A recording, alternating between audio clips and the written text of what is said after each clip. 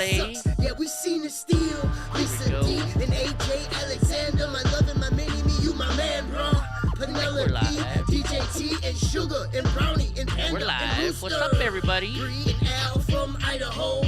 Johnson and Dorothy ain't no rhinos. Everybody in the chat, no shady links. If I write another verse, Corey's paying me. Cajun Marine off flip. Nobody here yet. Yeah, we some mega stars. Eden, Daisy, and Kelly. Titty 1, titty 2. It's time to rally. Yo, it's the Eddie Block This is Show. normally where I started at. Oh, we got 3 people already. 2 were drunk. Hey, it's the Eddie Block Show. If you agree or disagree, let them know. What's up, Kim Tone? We got Sharon's here. Like strange animals. Eddie Block the drunk uncle, a great host. And we got 50 mods for the trolls. Let's roll. Yo, it's the Eddie Block Show. Drunk uncle on the side. Ready, let's go. Hey, it's the Eddie Block Show. If you agree What's up, or disagree, Josephine? let them know. She's wearing a beanie. We got Fresno State beanie. I can't find my hat. Eddie Block the drunk uncle, a great host. And we got 50 miles for the trolls. Let's roll.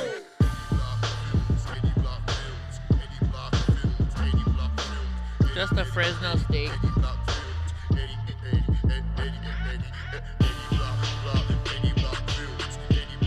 Fresno State Bulldog hat. How come it didn't pop up? Oh, there it is.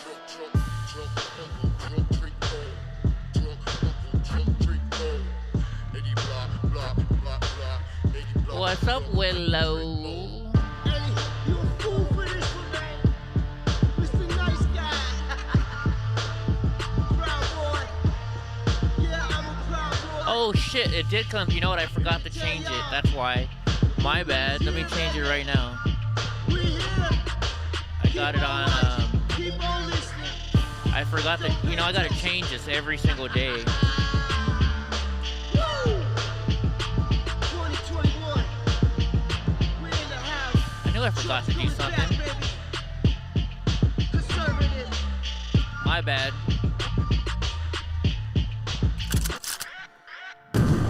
Alright, it should say the right one now.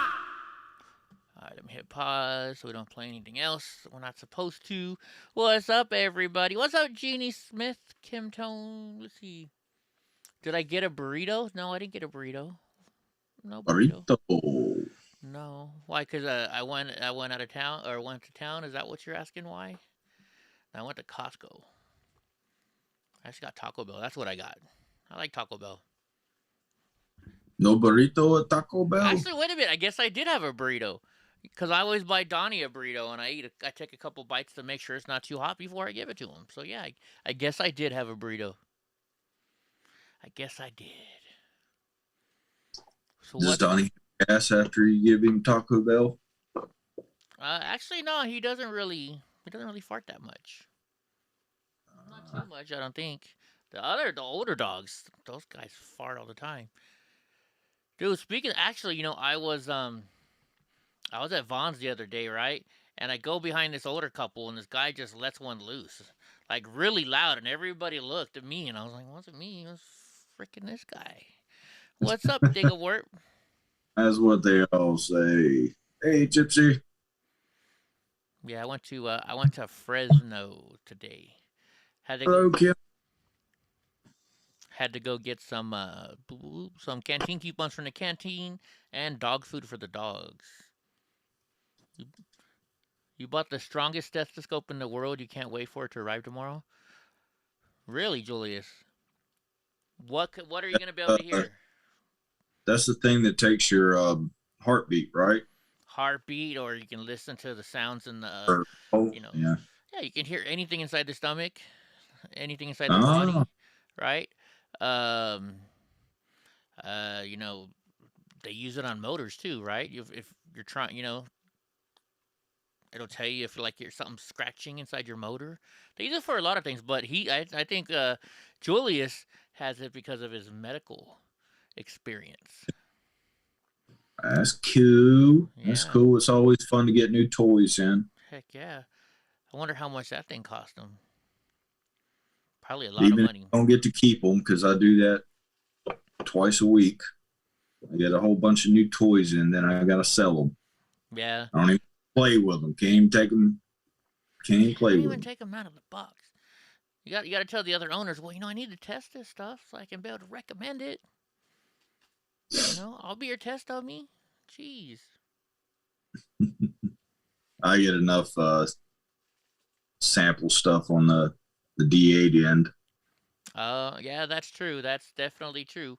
What's going on back there? What's Brownie chewing on? Freaking. So, what did you do today? I went and worked out. Getting faster. I'm getting faster on the bike. I done 2 miles today, or 2 sessions of 1 mile. And first mile I got done in 5 minutes, and that was in 8th gear. And then I rode, the rowing machine, Mm-hmm. 1,500 meters, which last time I could only get to 1,000 meters, and I had to quit. And then I went back to the bike and done another mile, but completed it in 4 minutes and 30 seconds. So I improved.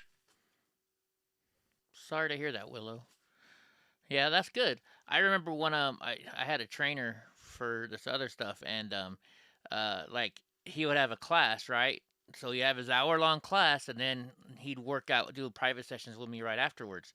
So he'd have me show for the class, and he'd be like, Eddie, you know what you got to do, and I'd have to sit on the rower for the whole hour. Yeah. And then work out with them. He was like, the rower's your warm-up. Just sit there for an hour, and I'm just like, yeah. Oh. You can see the sweat dripping off from me. Yeah, really sorry to hear about your friend, Willow. My nephew had it, and then he comes over here to see my stepdad. He's like, I can't go to work. I got the Rona, and I guess my stepdad's 86, and my nephew's like, but you got the shot, and he's like, so you still don't come over here with Corona? So we kicked him out.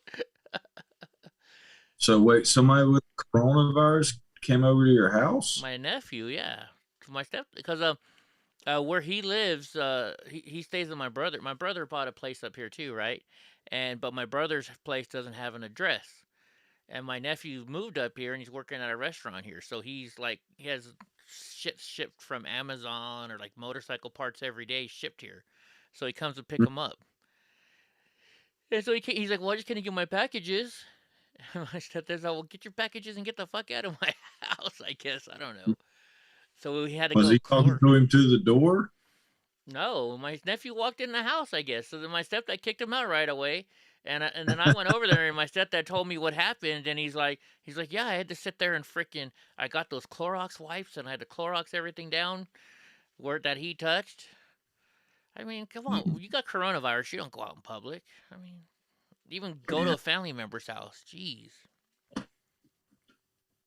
I don't know.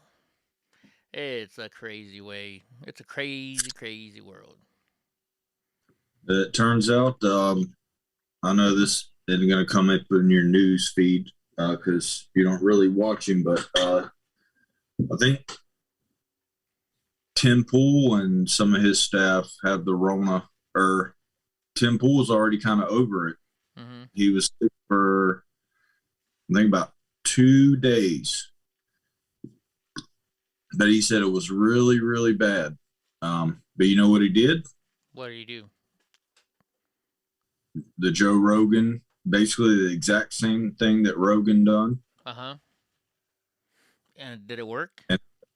And well, he's already doing shows again. He's already uploading again. He's just not with his crew, But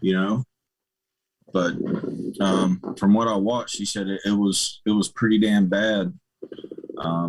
And then he done the ivermectin Z-Pack monoclonal antibodies and one other thing. It's called like NAD or something. Beats the hell out of me. I don't know. Yeah.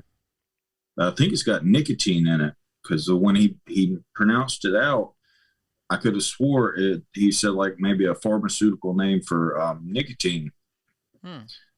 Weird, because when the Rona first come out, they were noticing that, because it's a lung illness, that they would think that a lot of smokers would be getting the Rona. And this study was done in France. I don't know the outcome of it. I know Project Veritas was looking into it. Here's Julius. He says NAD is a type of vitamin B. Oh, okay. Well, still, anyway, they were noticing that only a fraction of their corona patients were smokers, like a very, very small fraction. So they wanted to look into studies on if nicotine at all, helps not contract it, I guess, maybe I should say. But then I got sidetracked with like national politics more than Gotcha. vaping politics. So Yeah. So here we are. so smoking, will kill you and gives you cancer and shit like that. However, it'll help you get. I'm not saying this. This is a study that they're looking into. So we're not saying to do this.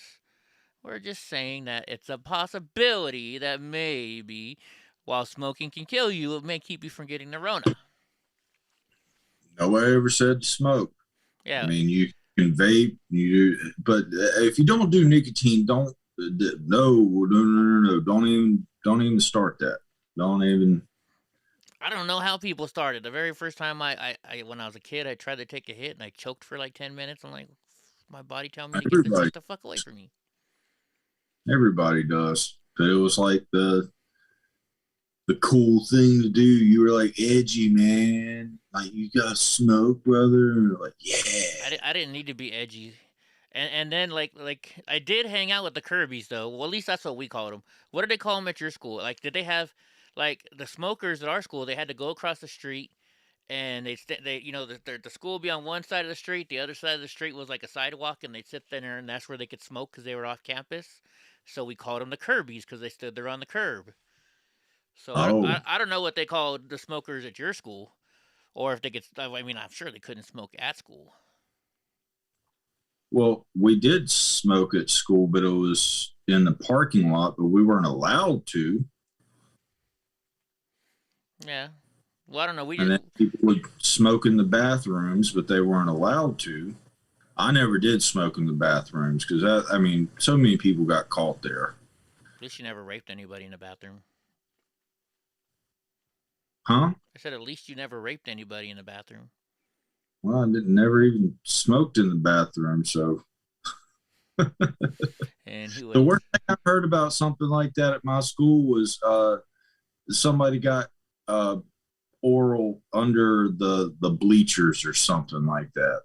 You didn't hear about stuff like that when I was in high school. Willow says they called you guys the smokers and gave you guys a smoking area. What is the worst thing? I was in band. And let's just put it this way, the American Pie thing, this one time at band camp. Yeah, band nerds are freaking, yeah. Well, and like when you're in marching band and shit, like, you go with the football team sometimes, or like you have to go to competitions, so you're on the bus for hours at a time. Yeah, we had some interesting stuff happen on the bus and on our band trips. Let's dress up like Harry Potter characters and fuck each other. No, nothing like that, but And so Willow said that everybody see the red wave last night.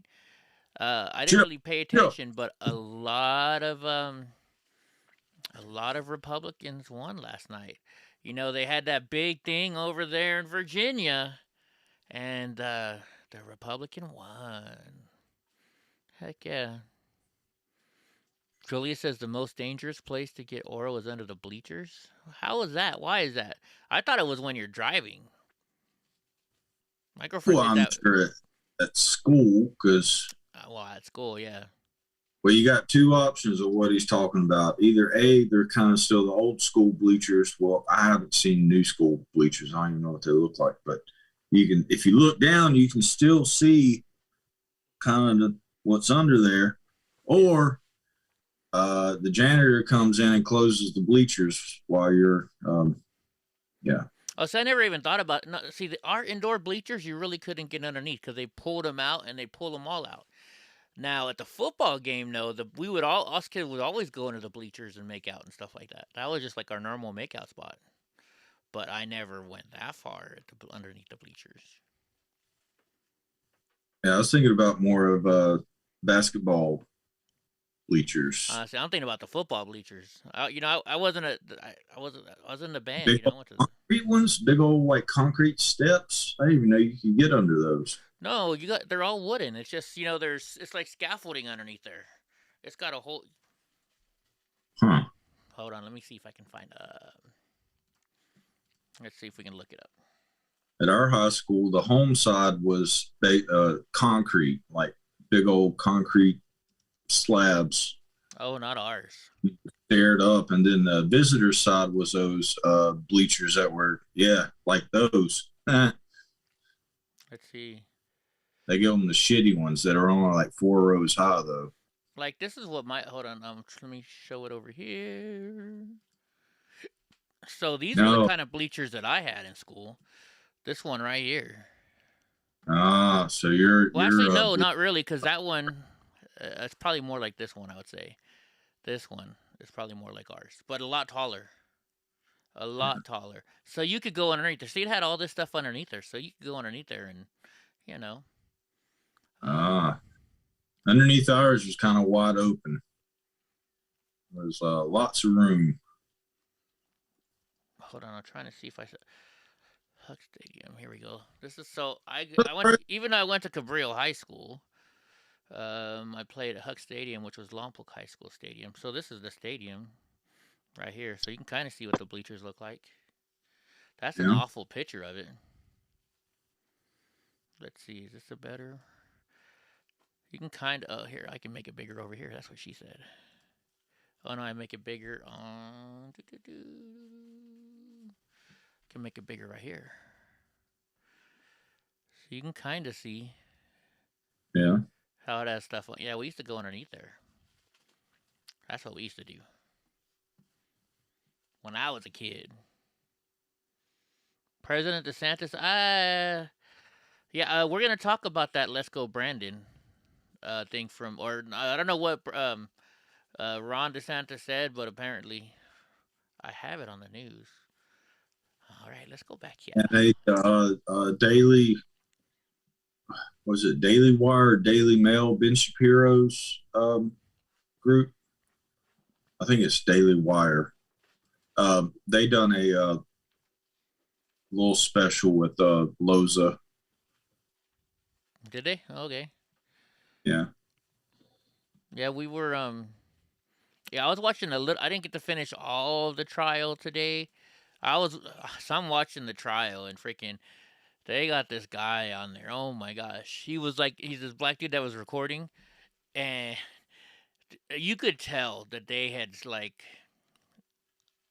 trained him of what to say, right? Just his answers and stuff like that. And then you're watching his video and he's acting all,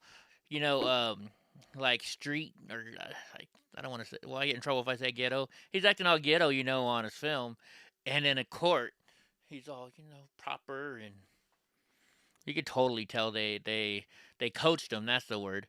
They coached him. So yeah. I didn't get to watch a whole lot of him, but I was interested whenever he said that he was contacted to get out there very early into it, which makes me think that he's a part of Antifa back when they used to let people film. Maybe.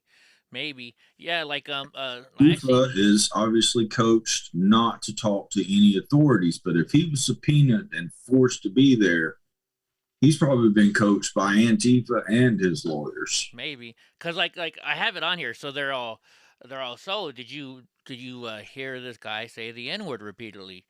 And he's like, yeah, I saw a video of it. And they're like, well, were you there? And he's like, no, why? Do you have it on video? Watch, I'll play this. I saved it at the right spot, dude. This guy, I was laughing, when he said this. Hold on, let's see. Shoot me saying the N-word? Yeah. Were you there at the time? that he said that? Maybe, probably. I'm not sure. Do you have video of me being there? Because I don't recall, but I definitely saw a video of it. I'm not sure if it was mine or someone else's, but I've seen that. Okay. I just thought that was hilarious.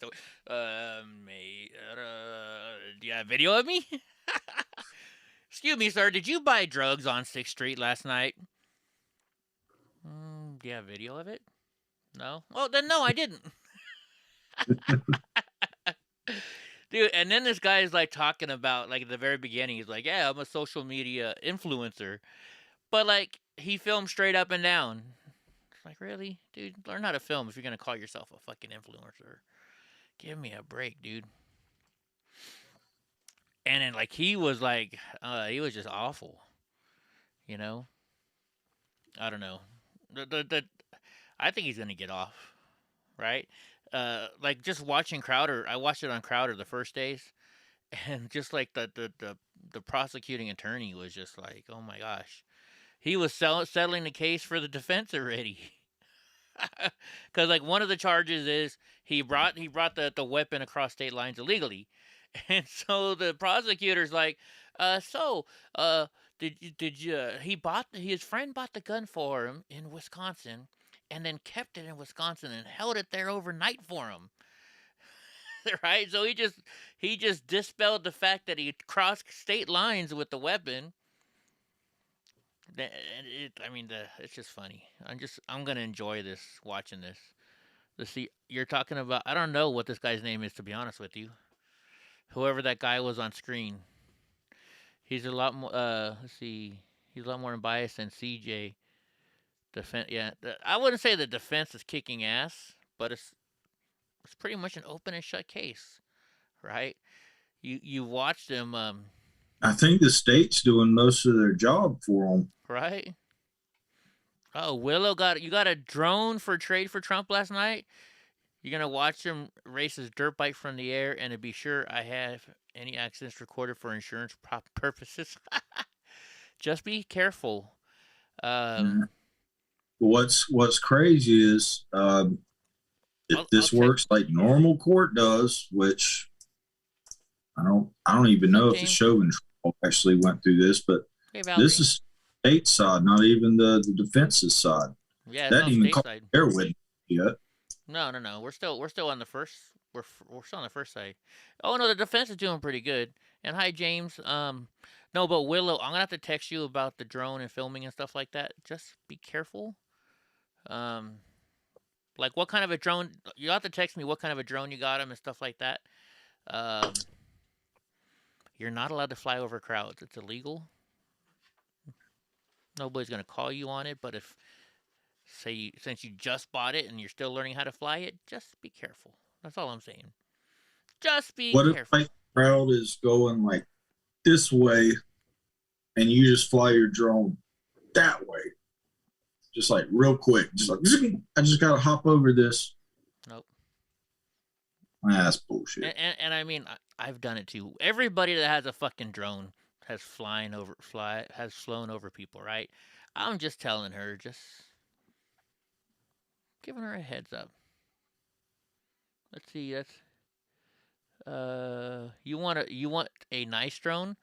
It depends on how much you want to spend, Julius. Like my drone. Well, here, I'll show you guys.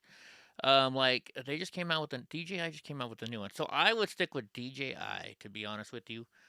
I have a mini one. It's called this is the very first drone I got. Hold on, let's go over here. And I bought a cheapy one, but I bought a DJI one, and it was cheap, but it was good because if you crash it or something. And within the first day, I was like, holy shit, this is so easy to fly that I bought the next one that I got. But so let's look at DJI drones. Let's go for drones only. So this is the DJI. Now they have a DJI Mini 2. And if you have a Costco account, you can get them at Costco. You can get them at Costco pretty cheap too. But this drone mini, it's really easy to fly. It's if it's like the first mini, you don't need a license for it at all. It weighs less than 2.5 grams. It is or 250 grams or whatever the heck it is.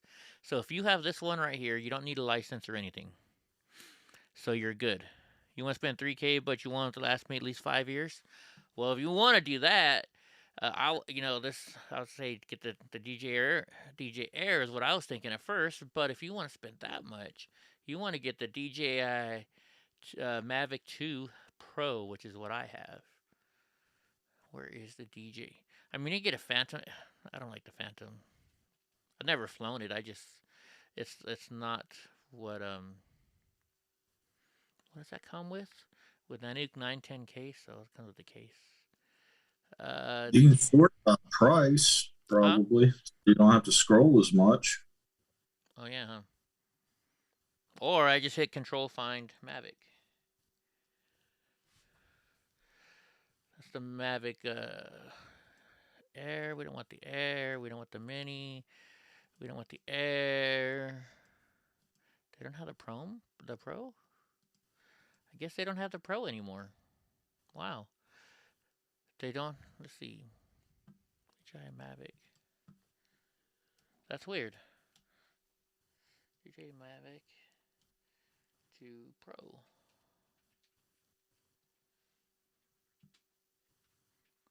Guess they don't have it anymore.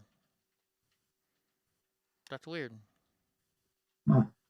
Dang, a battery is freaking $149. See, now they got the zooms, but I want the Pro. Oh, this one's with the smart control. Oh, it's discontinued. You don't want the. I don't know. I don't buy the smart controller. You don't need it because. How long has it been out? They discontinued it. Yeah, I wonder why. This is the one I have. Oh, you know why? They're probably coming out with the DJI Mavic 3 Pro, probably. But if you can find a used one, you want to buy one new though, anyways. But that's the one I have, the DJI Mavic 2 Pro. It does all kinds of cool stuff. Ask Willow. I've done it. Is that the same one you had at Red Rock? Yeah. Or is that a different? Yeah, that's the one we used at Red Rock. Well, you saw it too. Yeah. Actually, so let me go back to here. When you're saying that the range on them right now is too short, Julius, that's for a reason. Like mine can go 2 miles, but you're not allowed to fly it by law. You cannot fly your drone out of eyesight. And if you say, well, I'm using binoculars, you're not, because I've been practicing for the test. Well, I haven't done it in months, but you have to keep your drone in eyesight. Now, if you have a walkie-talkie and let's say drone, you can see 50 feet, and then after 50 feet you have drunk uncle with a walkie-talkie or on like cell phone something, then he can be your spotter. That's a way around it, but you got to be careful. And like a lot of people will call the cops on you for having your drone out. So that's why I say be very careful. Like I had one guy try and shoot my drone down one time, saying I was trying. If you're out in the middle of nowhere, then you should be good, right? What's that? If you're in the middle of nowhere, yeah, no problem. But I mean, like if there's a lot of people around, you got to be careful. Somebody could call the cops on you. Gavin Newsom tried to get me in trouble for flying over his house. Like, you can't fly more than 400 feet above ground level. And it also depends, it's not every area. If you're close to an airport, you may not be able to fly at all. Then once you get out of a certain zone, then you're allowed to fly up to maybe 10 feet or 50 feet. Then a little bit farther away, the farther away you get from the airport, the higher you can fly. It's just a lot of crazy stuff. It's a lot of rules. Like, you're basically getting a real pilot's license when you get your drone pilot's license. You got to learn about clouds. I wonder how many people have had their drone ruined by a bird flying into it. Quite a few. Because I've actually... birds go for it. What's up, Bubba? birds actually go for the drone. Like Ben was using my drone, or no, he wasn't using mine. He was using Josh's drone, right? And then he sent me the footage to edit it for him. And I'm like, dude, did you know that you hit a bird? Because I'm watching the footage, and you just see you see the drone kind of jerk, and then you see some wings or some feathers go flying by. So he hit it. Yeah. When he was flying my drone, though, he almost a lot of people tried, like, he was going lower and lower, and I'm like, dude, raise my fucking drone, because we were like in the middle of LA, and you see these guys like trying to jump up and grab it. I'm like, motherfucker, raise it up. So Oh, was that at Skid Row or yeah, something? that was Skid Row. I remember that. But now, like, also see, like with mine, I don't know about the Air if it has it, but on the Mavic 2 Pro, it's got sensors all the way around it. And when you have them on, if you're about to hit something, it'll stop and it'll avoid it. So that's Huh. one good thing about it.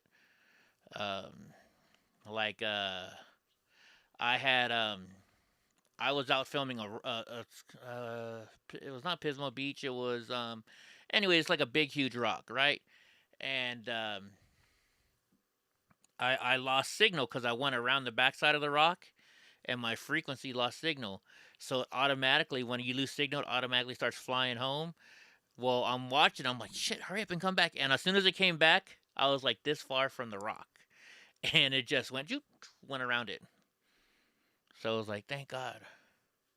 Cool. Yeah, there's some crazy stuff. In fact, I think you can watch it on Facebook, like you're watching and you're hearing like, oh shit, because I was on Frontline America with it.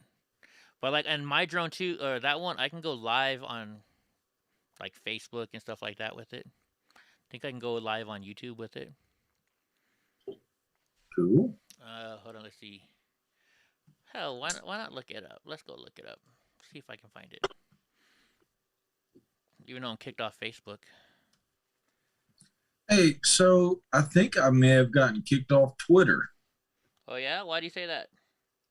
because I get notifications for Twitter, Uh huh.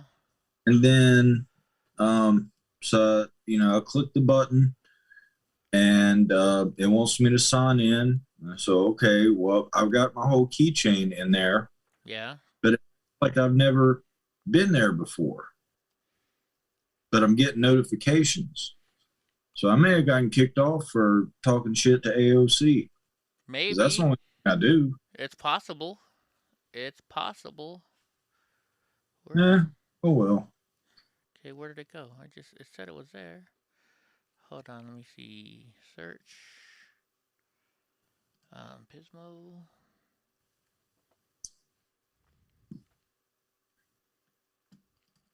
There we go. We're here with Eddie Block. All right, let me see. Let me put you guys back on here. This was Yes, like, Steven, I wouldn't like that either. huh? Steven said that people flying their drones and looking in his backyard. I was like, I wouldn't like that either. Yeah, people. Do that here, it's gonna get shot. I fly over people's house, but anyway, so this is Pismo Beach. This was like, this was May 17th, 2020, so it was right after. And we're gonna go watch it 1 second, so I'm gonna take off right now. Drone point has been Hold on, let me updated. turn the Alright, volume guys. down. Please check it on the map. This We was are here. You right wanna see where we're after the turn it first around. pandemic started. We are at beautiful So me and my buddy went down to Pismo Beach. Pismo Beach. So as you can see, like, I can fly my drone and I can go live. This is live on Facebook. Like, I was getting comments, I was reading comments. Pismo Beach, guys. So this is my drone over Pismo Beach. Cool. Let's see, and then This like pier is normally I actually had open. some lady. I think it was this. I just passed it. Perfect. If I can get that sign. This lady wanted, because I had the sign in there. So this lady was like, "Can I use this? Take a screenshot and use this as a photo?" I was like, "Sure, go ahead." Because it had the Pismo logo in it. No, Harry's is not open. We went by there, but Harry's is selling shirts now. Let's see. There it is. I don't know. I guess that was Look, a cool that's shot. perfect. If I can get that sign like that. Hold on. Let's see if we get the sign in the pier. But yeah, so this is just me flying my drone around. But that's pretty good, I think, for going live with the Everything in drone. here. Yes, every shop is Oh, open, yeah. Helen. Well, not every So- shop, but almost every. Ma'am. We're showing the people. I know. See, like I was just saying, you're not supposed to fly over a crowd. See, look, you can see me right there. I don't want to get. Do as I say, not as I do. Exactly, right?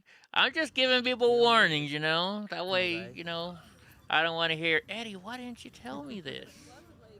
I was your age once. I tried to tell you, but you didn't listen. Hold on, let's see.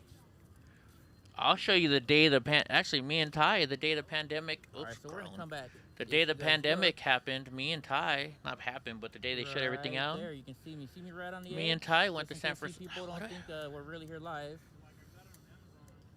We're flying over me right now, and here we go. Drone.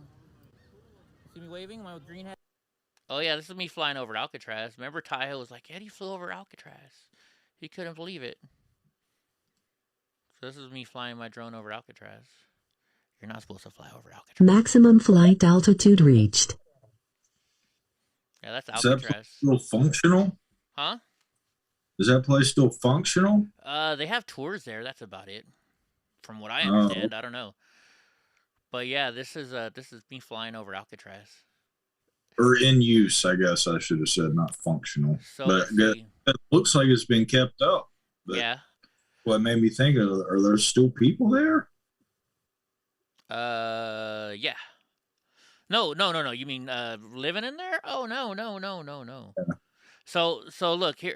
If you guys can see on the screen, so this was actually I screen recorded my iPad. So that's what this is from. You can see I'm flying right now. It was very windy that day, so I was flying only at 28.1 miles an hour. Right now I'm at 396 feet in the air. I'm allowed to go up to 400, so I'm okay.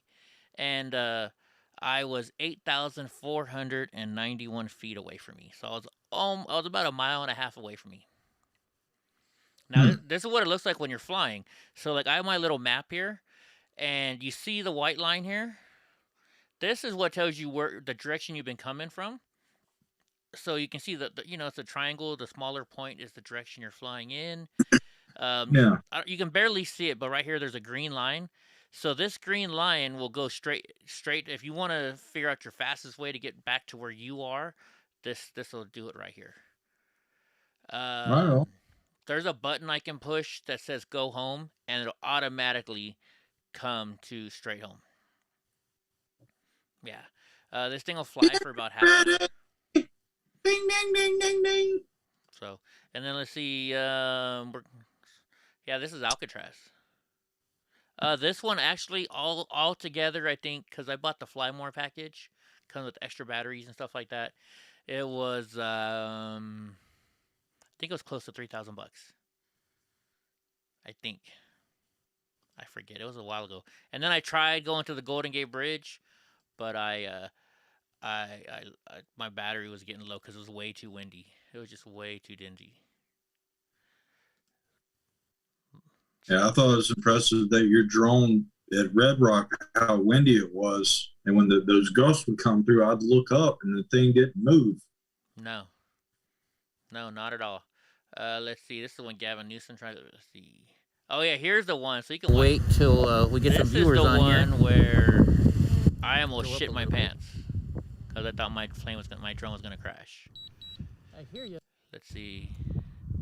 No, this is not a fog thing. So this is the rock I was flying around. This is Immoral Bay. The whole way here. This rock is pretty famous. Losing flight, it's gonna come back. So see, like I kept losing signal, and it would automatically come back. Image transmission. I want to see what I don't remember which spot it was at, but you'll see me freak out because all of a sudden you'll just see the rock in front of us. For a minute. What's up, Lillian? I went behind the rock. What's up, Mr. Bill? Flight altitude reached. Hello. We got Mr. Bill in here. Let's see. All right, now that's not like YouTube. Anyway, so yeah, thank the Democrats of California. Oh, I think this is where I'm gonna freak out right here. There we go. See right there. Look at that. I was like, I'm gonna fucking crash. I'm gonna let it come to home on its own. Oh my gosh! Did you see how close that was? I don't know if you guys saw that. Oh my gosh! I just jinxed myself. My drone, it lost. Watch when it comes back online. Thank the Democrats of California. I freaked the F out when I saw this. There we go. Whoa! Look at that. Ooh. Yeah, that's pretty close to that rock. Good thing I have that automatic deterrent on there. So that's the good thing about buying that drone that I have, because you can do shit like that and you don't have to worry. It will automatically fly out of harm's way.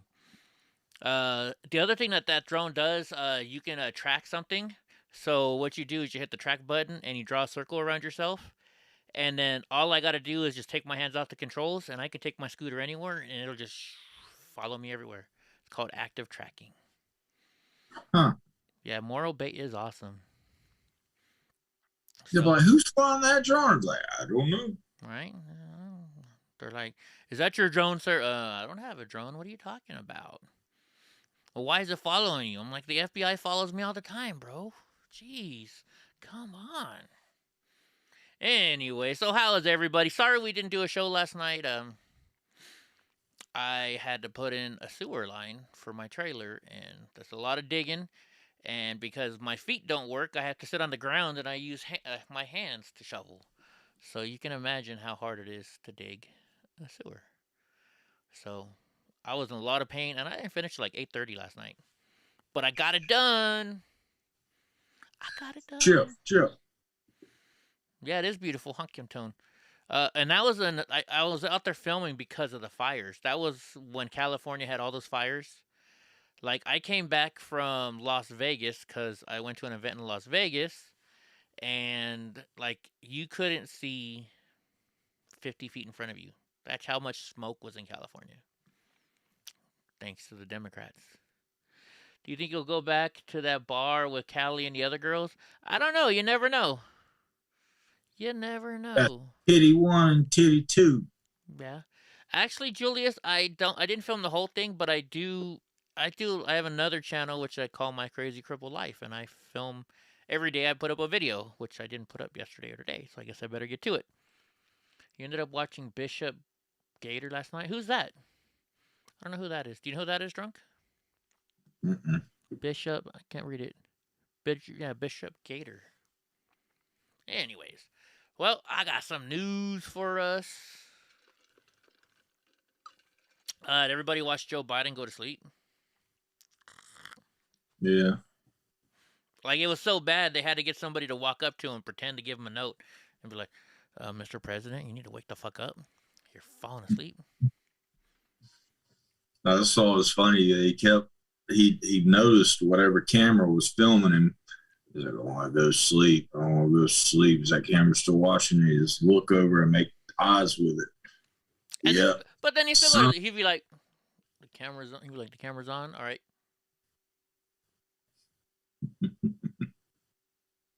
He couldn't help it. I was telling my stepdad about it. Move himself. He's like, maybe if I go to sleep, then I might not poop myself.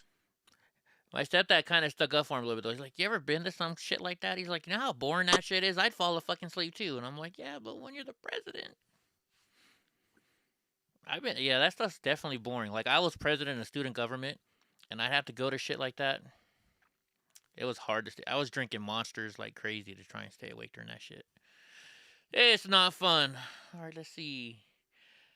I didn't have a lot of news today. But, oh, yeah, what is this stethoscope called, Julius? Let's look this bad boy up. Stethoscope. Let's see if we can find the most expensive one. He says $500.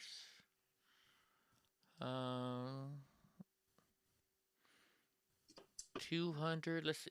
Is it like digital or something like that, or is it like made of gold? Like that. Oh, here. It can't be this one.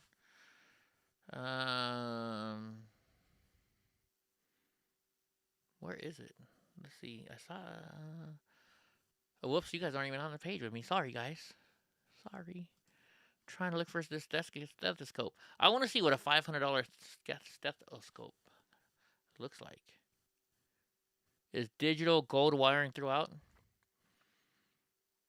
See, look, you can get a $4.87 one. I don't want the nurse I don't want the doctor who bought the $4.87 stethoscope.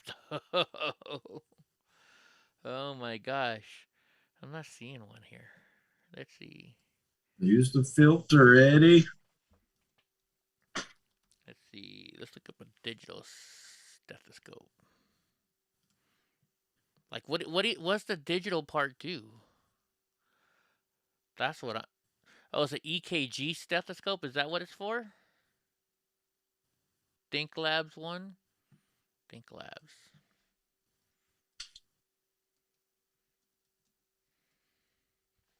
Think Labs stethoscope. Okay. It's got to be an EKG one. I guess if it helps you with EKG stuff. That was $379.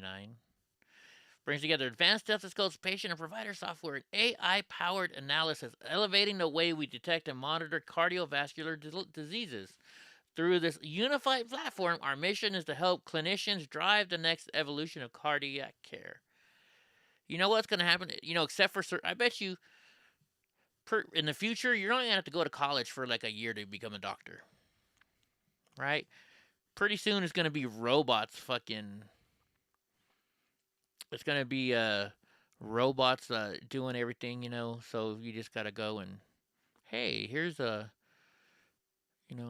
we'll punch in your information into the computer and they're going to tell you what's wrong with you. They're also going to prescribe your medicine. Who's going to need a doctor anymore? But it's like pilots. Do you know that pilots rarely fly? The plane is on autopilot for most of the time. From what I understand, I think they even autopilot land the plane.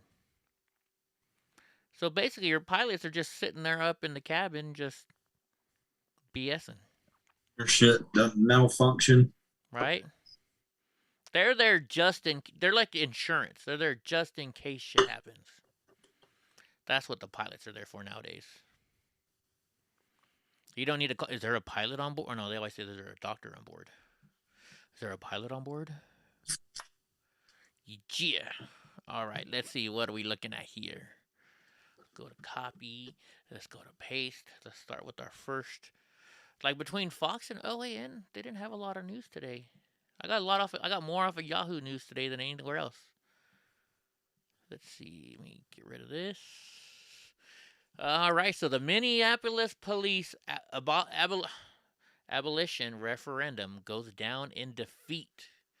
Oh, you mean they want to keep their police now? On Tuesday night, the defund the police movement was put to its first explicit electoral test at ground zero for far-left-led rioting and looting. Voters in Minneapolis were asked if they wanted to abolish the city's police department while replacing it with a much more encompassing Department of Public Safety. By a margin of 56 to 44%, voters said they wanted to keep the department as is. Wow, that's actually pretty close. Yeah. That's actually real close if you ask me. 56% only voted to keep them. Considering the subject at hand, yes, it is. I mean, especially living there, seeing the riots and stuff like that. I mean, but it's not even a midterm election. It's like, so how many people really came to vote? Like, think about it like this. I don't know if this is a good analogy or not, but having this many people vote to, let's say you got a choice of keeping the fire department or making sure that all your neighbors have water hoses, like long water hoses. We'll give them long water hoses. Uh-huh. And 44% of them said, hell yeah, bring those hoses. We don't want those firemen around. Really? I don't know. Maybe it's an analogy. I don't know. No, I get it. I'm just saying, I definitely keep the firefighters around. I keep the police around. Like, I remember when that one lady was messing with me, and she's like, yeah, Eddie, you probably want to, you probably call the police when you need help, huh? I'm like, hell yeah, I fucking do. I'm like, why wouldn't I call the police? That's the whole point of having the police, so you can call them. I was like, if you were in trouble, you wouldn't call the police? She's like, hell no. I'm like, that's just stupid. And I know it's stupid because she called the police she called the cops on me one day, trying to say I was harassing her. So don't tell me you don't call the cops. if you get away with it, you know, just for on face value, like you run into somebody be like, "Oh, I'd never call the police. Give me your money, bitch." Oh, huh, right? Oh my Just gosh. Hell but if yeah. you even though you weren't going to do it, but you know, just be like, "Oh well," you know, just to test it. But you can't do that; you still get in trouble. What if they don't? I mean, if they're not gonna call the cops, then Yeah, but you know that's bullshit. yeah, that's true. Cause you know they would. But what if we When they have a heart attack, what are they going to call? 911? Who the fuck is that? It's the police, motherfucker. yeah. Then they read that shit.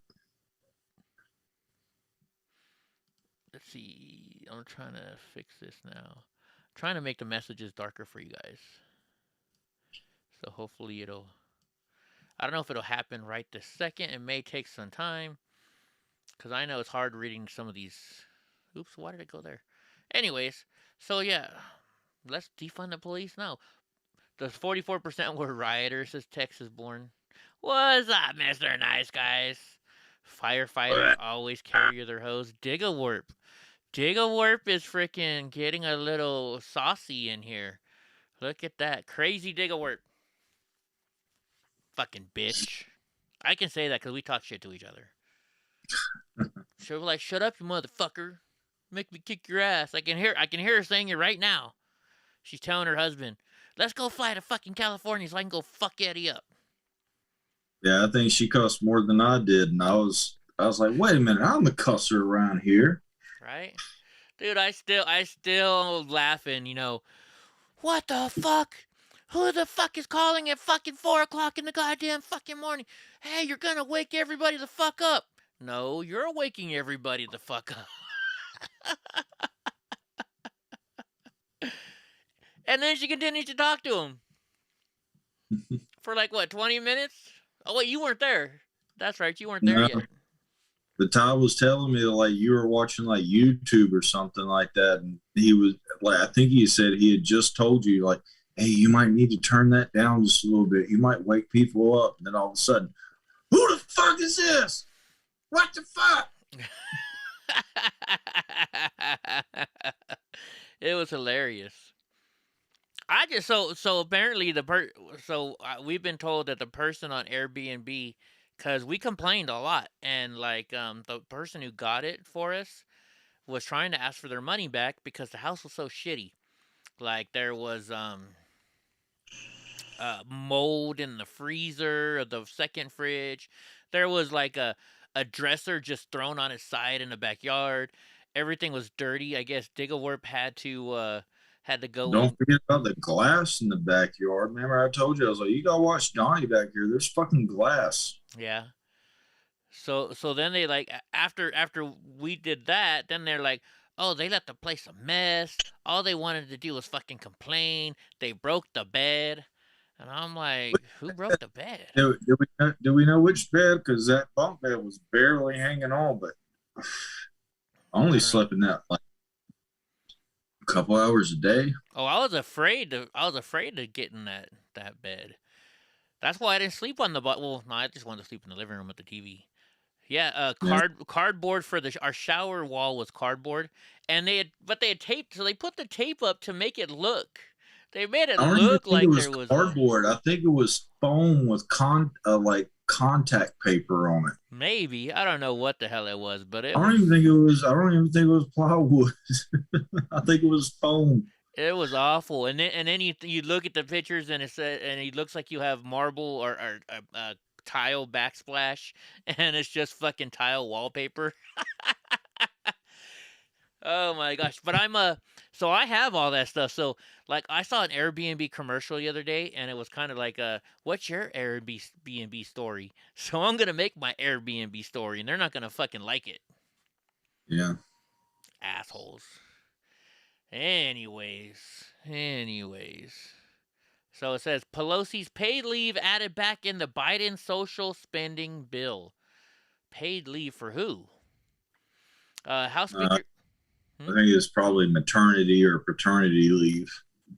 I don't care about maternity leave. I mean, come on, that's the most. You just had a baby. Of course, you should get paid to. If you've worked at the job, I would say what, a year. You can't just get a job and then 2 weeks later leave on maternity leave and get paid 6 months. You know what I mean? Or is that paid through your family time paid leave or whatever? Oh, I don't know, but I wouldn't want to hire somebody that's fucking pregnant. You're like, oh well, just in a couple months after I get done training, you're going to pop something out, and you get what Buttigieg took 2 months off. I think didn't Buttigieg take 2 months off? Oh yeah, for paternity leave, yeah. I think you can give the dad maybe like a week or two off, just to help mom get, because think about it. Mom just had a baby. She's tired. I wouldn't want to go through labor, right? That's reasonable. Give That's 2 weeks. reasonable. Give a dad 2 weeks, to help the mom get back up, build her strength back up, and then mom gets 6 months. I have no problem with mom getting 6 months maternity leave because, it's a brand new baby. You got to take care of that baby. No. That's what maternity leave is, 6 months, isn't it? Ooh, I think that's what it is. 6 weeks. You say 6 weeks? I don't know. And Gonzo girl, wait a minute. So you're watching hockey? I hope you're watching the San Jose Sharks. It better not be the Chicago Blackhawks or the Anaheim Ducks. You tell me you're watching the Anaheim Ducks, I'm scratching you right now. You're the only house in the neighborhood with the shingles in the front yard? I watch hockey. Go Sharks. Hell yeah. Hockey is like soccer on steroids where you can beat the fuck out of each other. I hear local hockey is where to go. Like, don't even go to pro hockey. Yeah. Semi-pro, amateur. If you want to go to see the fights, I hear that's where to go. I could be wrong. I've never been. You're really watching the Chicago Blackhawks? Oh, man. Okay, so over here you get 12 months. It can be divided between parents. Most days take 2 weeks and give up the rest to their wives. I see. Most dads. Got the baby at the end of a corner. I don't know. I'm not going to read that one. Oh, the house in Vegas. Oh, yeah. Yeah, the house in Vegas was bad. Anyway, so let's see what they're saying. So House Speaker Nancy Pelosi informed Democratic lawmakers, what'd she inform them? That a paid leave provision will be added back in the President Biden social spending bill that could draw the ire, I guess, I don't know, of moderate holdouts. The proposal set to be included in the legislation outlines 4 weeks of paid leave. Paid leave was scrapped from previous version of the bill, so I'm guessing this is unemployment money. It's called paid family time leave or family paid time leave or something like that. And it says they're going to do it for 4 weeks. Yeah, 4 weeks. Hey, that's more. That's even stricter than what I was saying. I was saying 6 weeks. Right. I think that's for both paternity and maternity leave. Oh, okay. Yeah, I think that's for both. So mom or dad gets those days off. Man, even when that lady's smiling, she looks ugly. That being that bad, honestly, I don't have a objection to that, but I think that should be to the employer, not to the taxpayer. If you ask me. Yeah, I think it's though through unemployment services, because like I remember when I had back surgery, my doctor asked my wife when I was married if she would stay home with me, and she's like, "Well, I have to work," and he's like, "Oh, we'll get you a paid family time leave or whatever it was called." So he signed the doctor's note saying that she had to stay home with me for 6 weeks to take care of me, and so she got 6 weeks off of work, and she got paid, and she didn't do shit to clean up the house. Even like her best friend comes in and he's like, "Eddie, isn't she getting paid to clean up the fucking house?" And I was like, "Yeah." He's like, "How the fuck do you get to the bathroom? It's a mess." And I was like, "Not very easy." He's like, "You just had back surgery, bro." And I was like, "Yeah." He's all, aren't you gonna bitch at her? I'm like, why? It doesn't do any good. What's up, Cajun Cat? Show me 2 straight men that can conceive a baby. I'll give everything I have up. Oh, man. Yeah, you can't stand looking at Piglo. See, I got her off the screen for you. Let's see. So what's the next one? Oh, my goodness. Oh, my goodness. If we have time later on, so I don't know. If we don't do it tonight, we'll do it another night.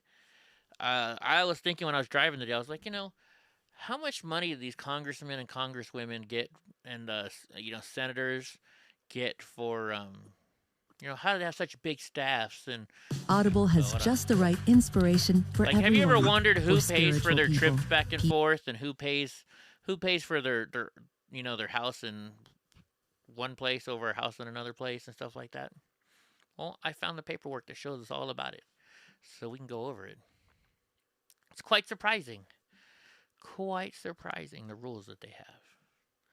All right, so somebody was mentioning this earlier. Florida's Ron DeSantis dubs Biden administration the Brandon administration. Let's go, Brandon. Let's go, Brandon. Right. Let's go, Brandon. Fuck Joe Biden. It says Florida Governor Ron DeSantis dubbed the Biden administration the Brandon administration, playing into the popular meme that has liberals in a tizzy. Cheers and chants of "Let's Go Brandon" erupted at DeSantis after DeSantis made the joke while speaking at an election integrity press conference. Do they have it? Do they have the video? Oh, they do. They do. The thing I'll just say is, if you look at all the things that are going on, and you see big tech, you see corporate media, although they weren't very happy with Virginia last night. And that's loud. If you look at that, if you look at what's going on with some of the big corporations with their woke agenda, when you look at the Brandon administration.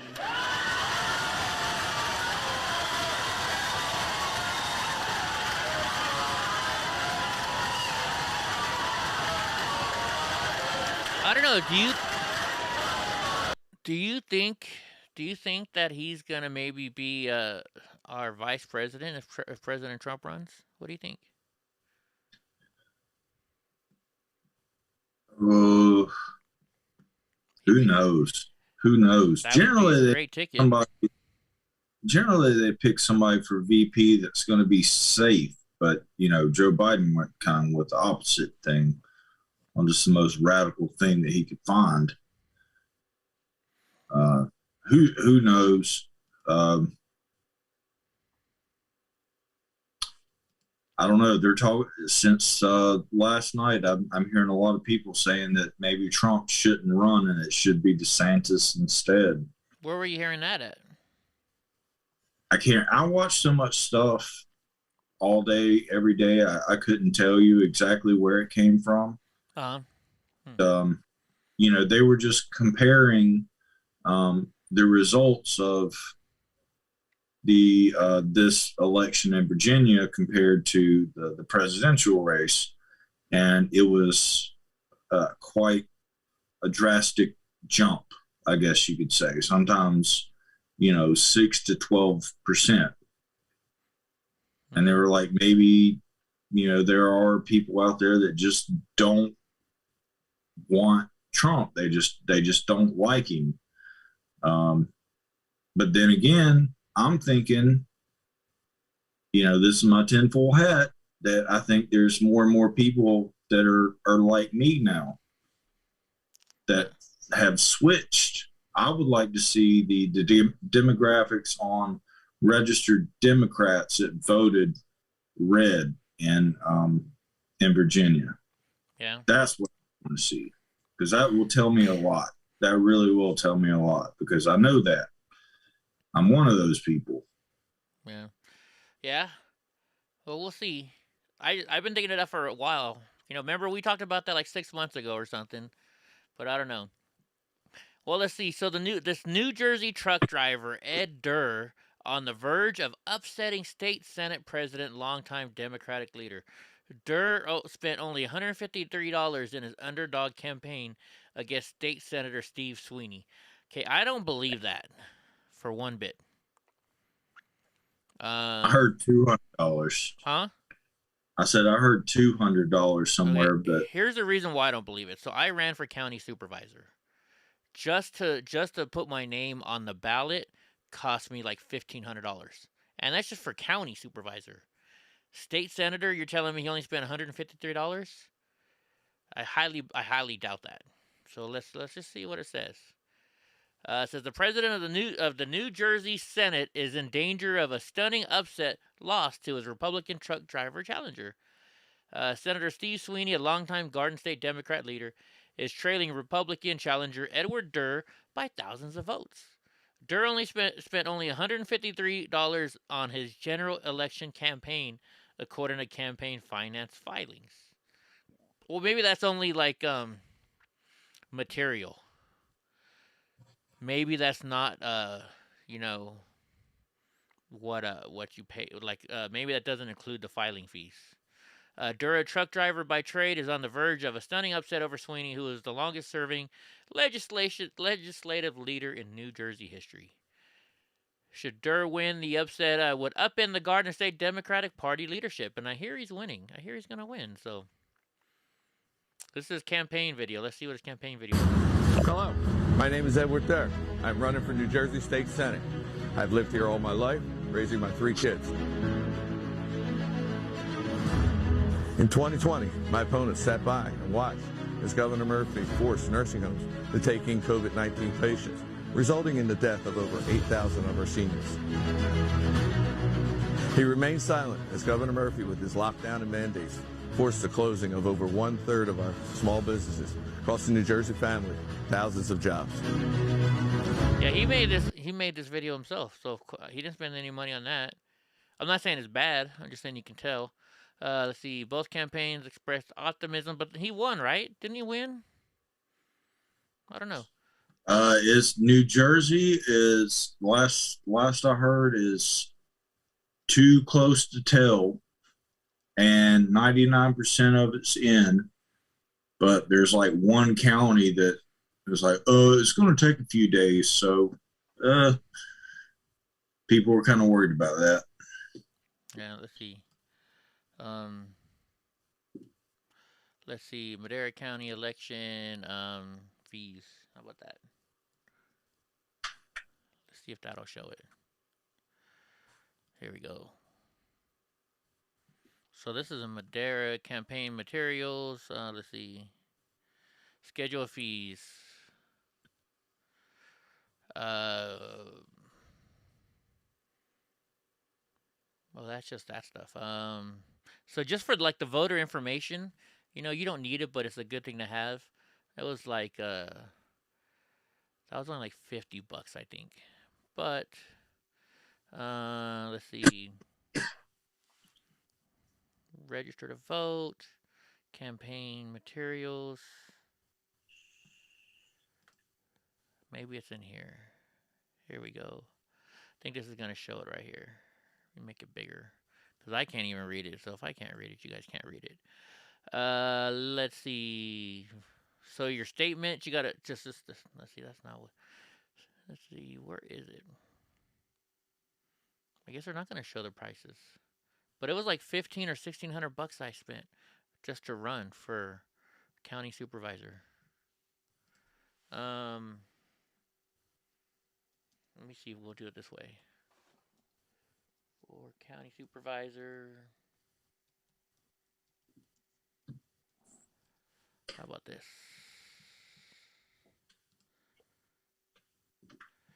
All right, so let's see. I'm interested in running for this office, District 5. I don't even... You know what? Maybe I should run for office over here. Let's see. Submit your paperwork here.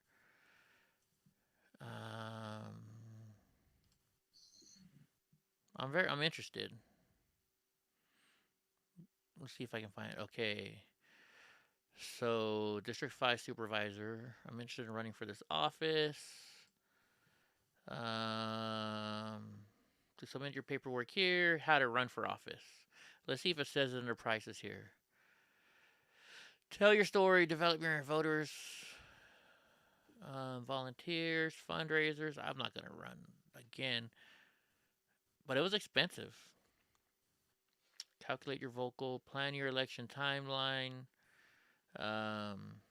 Introduction. What is this? Maybe this will tell you the cost. That's just a thing.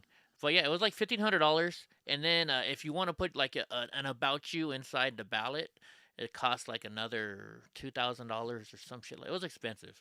It's very expensive to run. It is tax deductible, I believe. I forget. But yeah, it was expensive to run, and then you got to buy signs. So this guy only spent $200 and won. Wow, that's all I'm saying. But I know he had to spend more than that because just to register to vote, to register for your campaign is let's see how like my friend Agnes Gibney, she ran for Congress, right, which is lower than the Senate, and it cost her $20,000 to put her name in on the registered vote. Huh. To run. Maybe this will tell me. Maybe we'll do it this way. Let's see. It doesn't say. But I know it was like. I think you got to pay a percentage of how much you make, and county supervisor gets paid like $70,000 a year. So I think that's how much you got. You got to pay like 20% of it, I think. So yeah. Anyways, let's get back to the news. God knows. The news.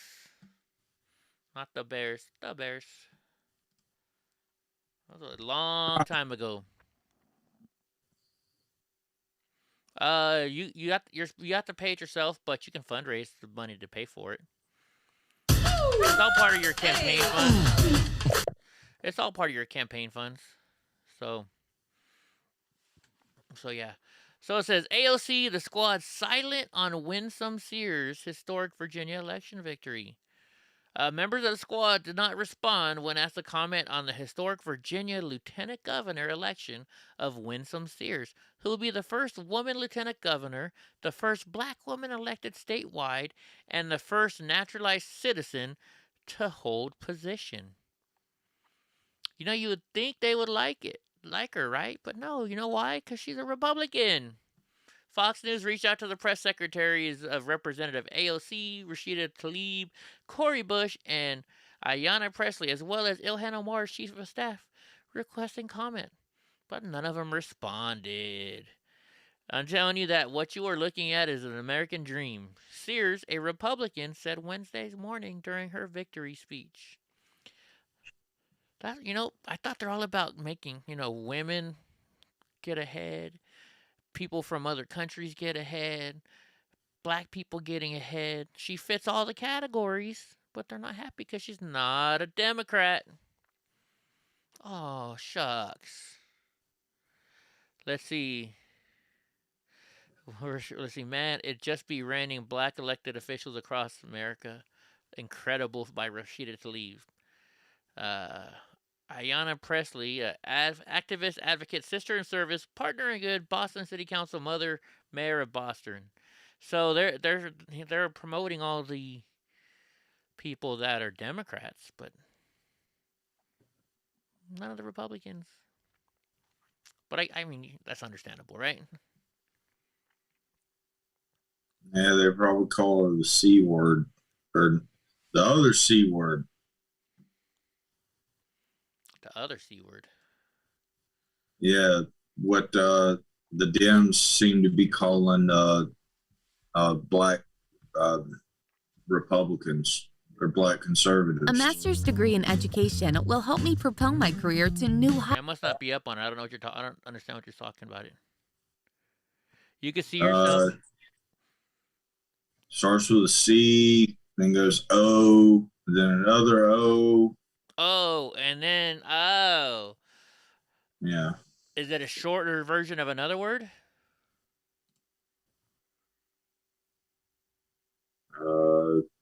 Like the animal? Yeah. Yeah. Okay. Yeah. I get it now. Rhymes with room. No. Dune. It rhymes with Close Dune. enough. Close enough. Yeah. Okay, I get what you're saying now. So, you know, we talked about that whole slavery thing about Colin Kaepernick saying, comparing NFL to slavery, right?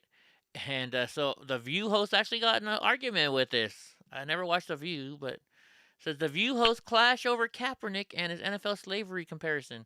Nobody forces them to play, right? Which is true. They take the money.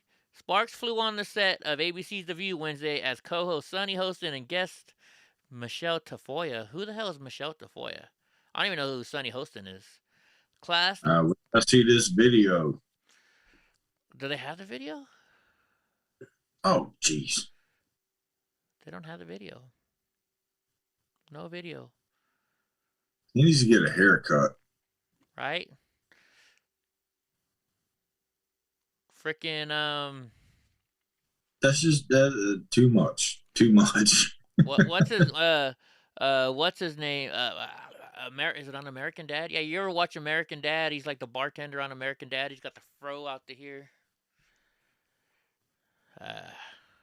He's a That piece of doesn't even junk. look like an afro. It looks like just a ball that's sit on the back of it. It's like my Habib thing. Yeah. What's up, Brad? Vincent No Way for mayor. You know, they tried to get me to run for mayor. Not happening again. After running for county supervisor, no. You know, when you run for office like that, yeah, it's not good. Everything you do is bad, and they like, yeah, it's not good. It's not good. What's up, Don? Break. All right. So Virginia governor campaign's inability to combat race baiting BS blasted by the progressives. Oh, they're gonna vote. They're gonna blame it on the progressives now. A coalition of progressive groups issued a scathing reaction to Terry McAuliffe's election loss in Virginia, blasting Democrats for running an uninspired campaign that failed to address what voters really care about. Let's see. What's up? Oh, you've been here? Oh, sorry. I just saw somebody say, "Hey, Brad." Yeah, you know, today they were going around saying that you know why they're doing it, because the racist white people voted so that way we couldn't teach about Black history in schools. That's what they're trying to say. Bunch of bullshit. So, Virginia, right? Mm-hmm. But the lady that we just talked about, she's the backup governor, Lieutenant governor, yes. Lieutenant governor. Were they voted separately? Like, would it be possible to have a Democratic governor with a Republican backup? That's what I'm confused about. Because if they're trying to say this is racist, then they're trying to, like, you just kind of voted for a black woman, but I'm not sure, to be honest with you. Huh? I honestly am not sure. Hold on, let me see. Hold on. That would just be weird that they're calling it racist if they were on the same. Because you know, when you go to vote for the president, you don't get to vote for the president and the vice president. They're, you know, it's one option. It says the historic Virginia lieutenant governor's election. So look at me. The lieutenant governor is voted separately than the governor. So I guess so. Huh. Yeah, I guess so. It's separate, all right. We learned something new today. Yeah. So, but yeah, it's just... That's good. Learn something new every day, people. But even if it's something small. Yeah, here it is. It says, progressives has attempted to paint his loss as a win for white supremacy. It's not the messaging, folks. The country simply loves white supremacy. Critics noted that Virginia Republicans are set to elect Jerry Miyares as the state's first Latino attorney general. Ooh, no, they're getting their first... And Winsome Sears as the state's first woman of color lieutenant governor. And it says elect. So they're turning red is what's going on there. So, F them. They can go F themselves. It's not about race anymore, folks. The only people bringing up race, if you've noticed, are Democrats. You don't hear conservatives talking about race, right? No. Hey. Damn it. Alexa. That's getting loud. See, there wasn't a lot of stuff today, but we're going to move to Yahoo Liberal News next. Let's see, United Nations climate change. Where's XI and Putin? The big guy sleeping. Oh, he's still getting his 10% money though while he's sleeping, right? So I guess Russia and China didn't go to the summit for some reason. I wonder why. Maybe because they're very dangerous with the chemicals that they use over there. Let's see. Hey losers, I'm gonna need that back. Take the heroes back from them. Mm-hmm. That's pretty much what's going on. Let's see. Copy link. What's up? What's up next? What's up? What's this one about? 7 Republicans present at the present. So 7 people who were at the Stop the Steal rally on January 6th were elected yesterday. 7 people. 7 Republicans who were president at the January 6th Stop the Steal in D.C. rally won on Election Day. 3 of the attendees were elected to state legislative office, while 4 sought local positions. A few additional rally participants are awaiting final results on the status of their races. Maybe I should run again. Maybe I'll win, because I was out there. 7 Republicans who were present on January 6th Stop the Steal rally that preceded the deadly Capitol insurrection were given the seal of approval by voters on Election Day. Cool. There's nothing wrong with that. Let's see. LaRock told the Times-Mirror that he did not know that the terminology colored people was racist when he issued a statement responding to the local NAACP. I thought, that's the problem. One day call me this. The next day, call me that. The next day, call me this. It's like... He said what? He called them colored people, and they're saying it's racist. Well, what do you want to... I thought colored people, African... now I guess you got to say African American now. Is that what it is? No, you just reverse the fucking words. American African? No, people of color. People... And it's... Yeah, POCs. They even call them POCs now. People of color instead of color people. It's kind of... It's weird how, you just reverse the words and it becomes fine. But, yeah, but, tell the NAACP that. They should have changed their fucking name a long time ago. It's right in their damn name of the organization. Right. They ain't even woke enough to change the name of their own organization. That's weird. All right. Oh my gosh. All right. So this video shows suspect jumping off a Florida bridge after a police chase. I just want to watch the video. Let's see. Can you guys see it? Yeah, you guys can see it, right? Do they have volume to this? Is there sound? It's forward on the bridge. Oh, he crashed. On the bridge right now. Wonder what they were running for. Just crashed on the bridge. It's on the top of the bridge right now. Is this anywhere you Digglewarp or Julius? He's running right now. Looks like he might. He's like trying to hop off the bridge right now. He's standing on the foot of the bridge. You'll never catch me, coppers! Oh, and he did a backflip on top of it. Or was that a front flip? No. It's probably accidental. Yeah, it's right underneath us. Hold on, let's watch it again and let's see if it was accidental. He's like trying to hop off the bridge right now. He's standing on the foot of the bridge. And he just jumped off the bridge. I don't know. I don't know if that was accidental or not. Yeah, it's right underneath us. Okay. Yeah. Oh yeah, accident. But luckily he went in feet first. 10-4. He's probably like, oh shit, I didn't realize it was this. Alright, still got visual hot. on him. He's in the water. He's still moving, so he Sitting there now. crashed, and he lived through the crash. Now he jumped, what, 40 feet from a bridge or 100 feet from a bridge? Oh wow. Have you ever dove off a 25 or a 30-foot diving board? Yeah, scarier than shit. I went feet first.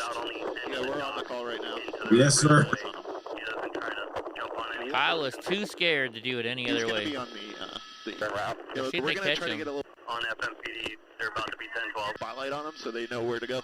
Let's see if they get On him. FMPD, they're about to be 10-12. SMPD. 2252. They're getting him. Yeah, it looks like they're about to get the subject out of the water. How can you prove that was me? 2252. You don't know that I was driving that car.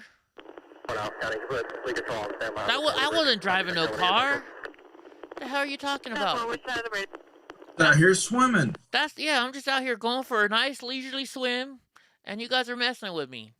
Why are you swimming with your shoes on, sir? Because I don't want the fish to eat my feet. You know how much glass is on the bottom of this place? If I took my shoes off, I get glass in the bottom of my feet when I go underwater walking. Right? It's just like that freaking Airbnb I rented in Las Vegas when there was glass all over the floor. Jeez Louise. Oh my gosh. All right, Florida firefighter pleads guilty for role in the Capitol riot. A Florida firefighter. So we're still in Florida. A Florida firefighter was photographed inside the U.S. Capitol during the January 6th riot by loyalists of former President Trump. At least they're I don't know. Andrew Williams changed his plea deal in Washington federal court, according to court documents. He faces up to 6 months in prison at a January 27th hearing. He's gonna be appearing January 27th. A plea agreement requires Williams to cooperate with law enforcement in its investigation of the attempted insurrection. See, now they're saying attempted insurrection. He must also pay $500 in restitution. And let's see, a mob objecting to the election. Williams has been a firefighter with the Sanford Fire Department since 2016. He was placed on administrative leave shortly after the riot. You know what? He's outside Orlando. Why get fired just because you went there? I mean, come on. You don't gotta fire the guy. I mean, come on. What's his union doing? I'm sorry. Got a yawn. I didn't sleep much last night because I was in a lot of pain. All right, so this if you guys don't know, for you guys that watch us all the time, I don't read the news until I read it with you guys. That way you guys get to see the reaction. I don't study ahead of time. I don't practice this shit because I think you get a better reaction out of me when I read it with you. So I just wanted to read this one. If this is true, wow.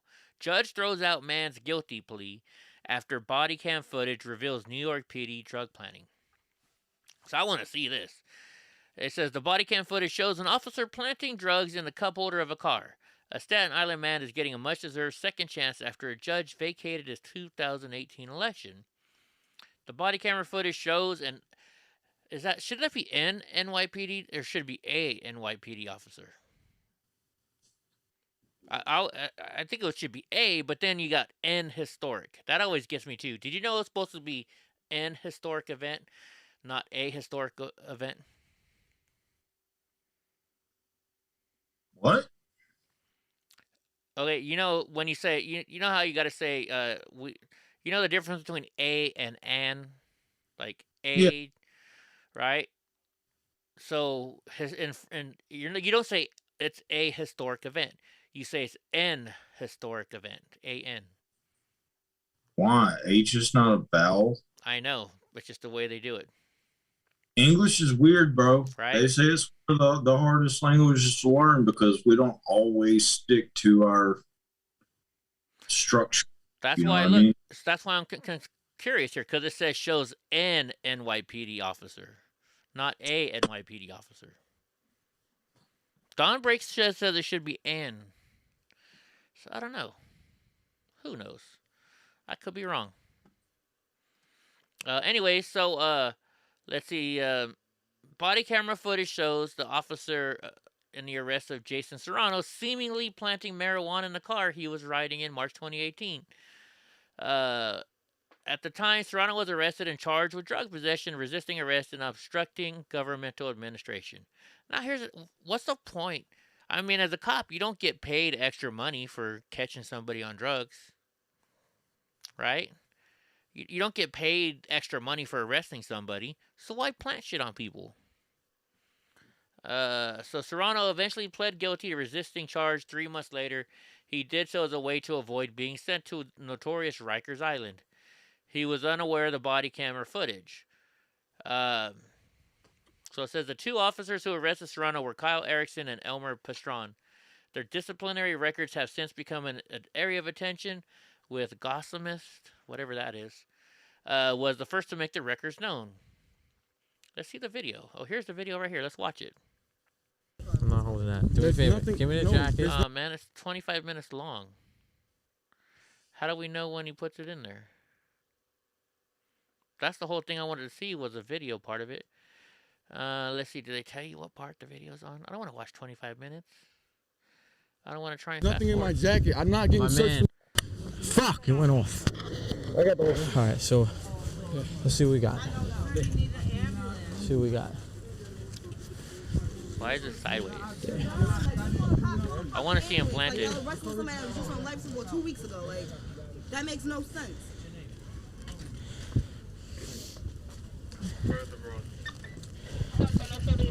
Hey, bud. Hey, bud, you want me to call an ambulance? You want me to call you an ambulance? Okay, so this is, he was already resisting arrest, so. What are you doing? I'm not doing it. Man! Yo! Just stay in the car for a second. Gotta Just be wait. right in here. Because I'm asking you to. You step out. This is for our safety, okay? We're doing one at a time. On me. Look, I just got. He is gonna step out after you step out, okay? I can get out. Look, I don't want to see that right now, okay? I can get out. I can barely move, bro. I don't have nothing on me. You can search. Man, I don't want to see that right now. You can put that away, okay? I'm asking you to step out of the car, I'm gonna step out the car, but just hold on. Julius. Okay, that's fine. Like, come on. Like, no way. Like I said, this is a very simple process. I was smoking weed. You got in the car. Okay, do you have any weed on you? I don't have nothing on me. Look. Okay, that's fine. Look. You want him to step out? We need to check the car, so I need you to hop out. I'm getting out. Yeah. Okay. All right, so it should be happening anytime soon. Okay. Like, come on. I don't have nothing on me. I can barely move. Stand by the curb. All right, come on. Nothing on me. Keep your jacket here. Just relax. I got to put my jacket on. I don't want to catch a cold. Look, there's nothing in the jacket, bro. Like, come on. There's nothing in it. Nothing. He checked and handed it back to you. He's got to check. Look, I don't want to catch a cold. Like, Huh? He said, I don't want to catch a cold. Oh. come on. Nothing's in it, bro. I don't need to be searched. I can search myself. Like, come on. Hold this. I'm not holding that. Do me a favor. Give me the jacket. There's nothing in my jacket. I'm not getting My searched man. for no reason. My man. I don't have nothing in my jacket. What's up, Carol? I don't have nothing. Yo, relax. It's gotta be like any second. Relax. Relax. Relax. Relax. You know, I'm not gonna watch the whole entire video to find this. It's too fucking long. I'll watch it later on though, and I'll show you guys. Wait, hold on. What is this right here? Oh, this is them searching. Maybe it'll happen right here.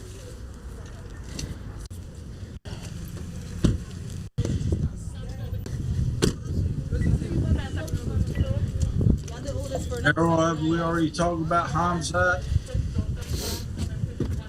I don't know if I've seen you since Hamzat fight.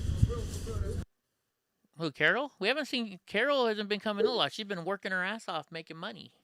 Well, I know she's popped in a couple times, but I can't remember if she popped in on Monday or not. I don't think she I just did. didn't know if Carol, if we haven't talked about it, fucking Hamza, yeah. And I'm sure Carol knows about the next fight that they're pushing for Hamza. Have I already talked about this with you, Eddie?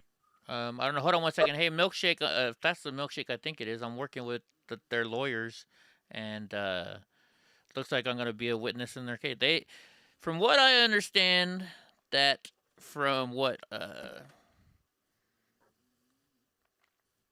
Dan and Nick say, which Dan Hole is the lawyer for Joe Biggs, and Nick is Rufio's lawyer, is that through my video and my testimony that it's going to get them out of jail, because my video shows that there was no intention of them breaking into the Capitol, which is good news.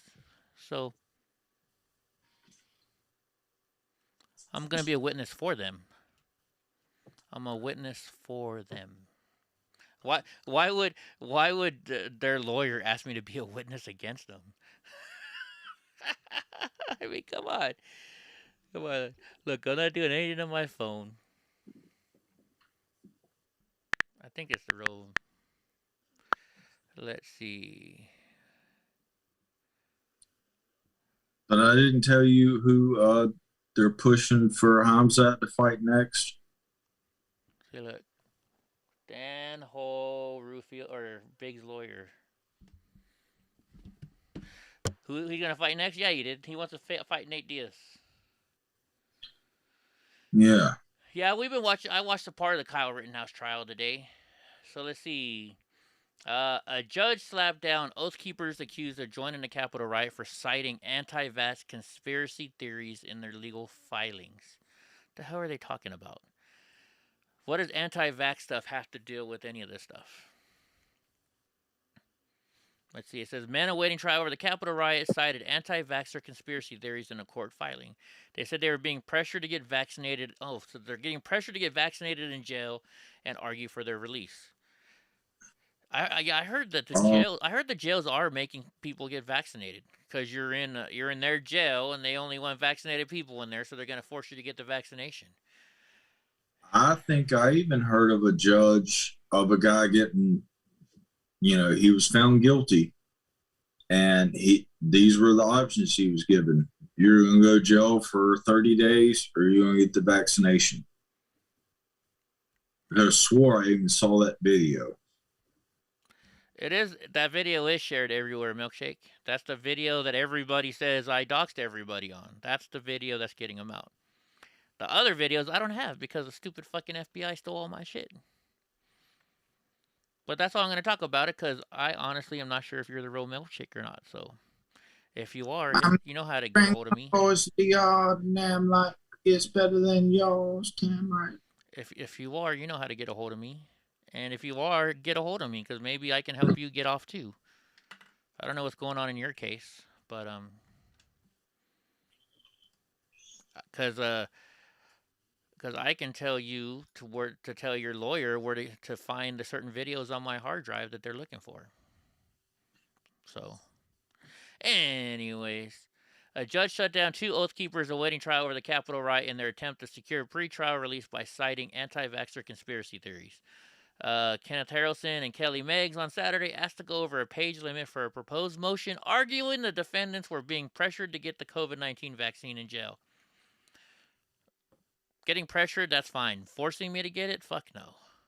These 2 men are charged on numerous counts, including conspiracy and destruction of government property in relation to the riot on January 6th. What a bunch of bullshit. Conspiracy and whatever else.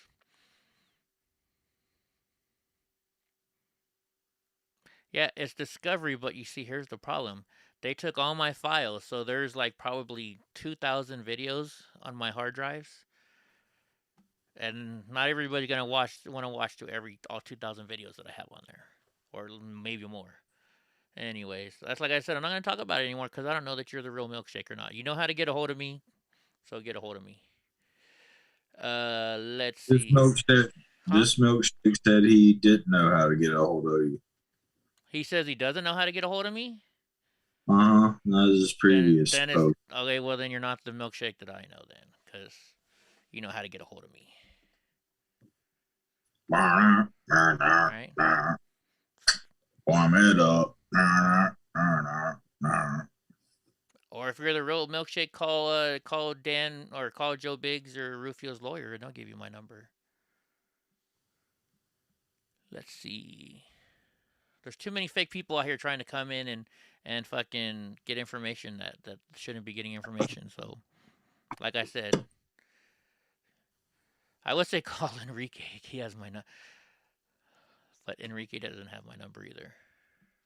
Well, Enrique has my number, but he can't call right now. Let's see. NFL reporter taunts the View audience for groaning at her Kaepernick take. Bring it on. Let's see if they show this video. Oh, I think they might. No, that's the advertisement. Show me the video. I want to see the fucking video. Let's see. What are they saying? He's not playing in football. He's still ready to play in football. He took a team to the Super Bowl, and they lost. He took a stand for people. And yeah, whatever. You know, you guys know why they really you guys know why they really why he did this, right?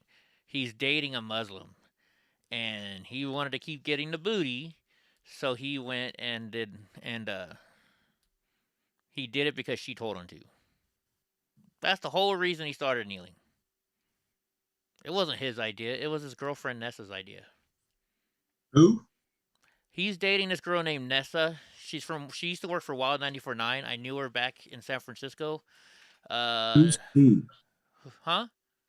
Who's he? I'm lost. Colin Kaepernick. Oh, okay. Okay. She works for MTV now. Nessa, she's Muslim. She's the one that told him to go and do it.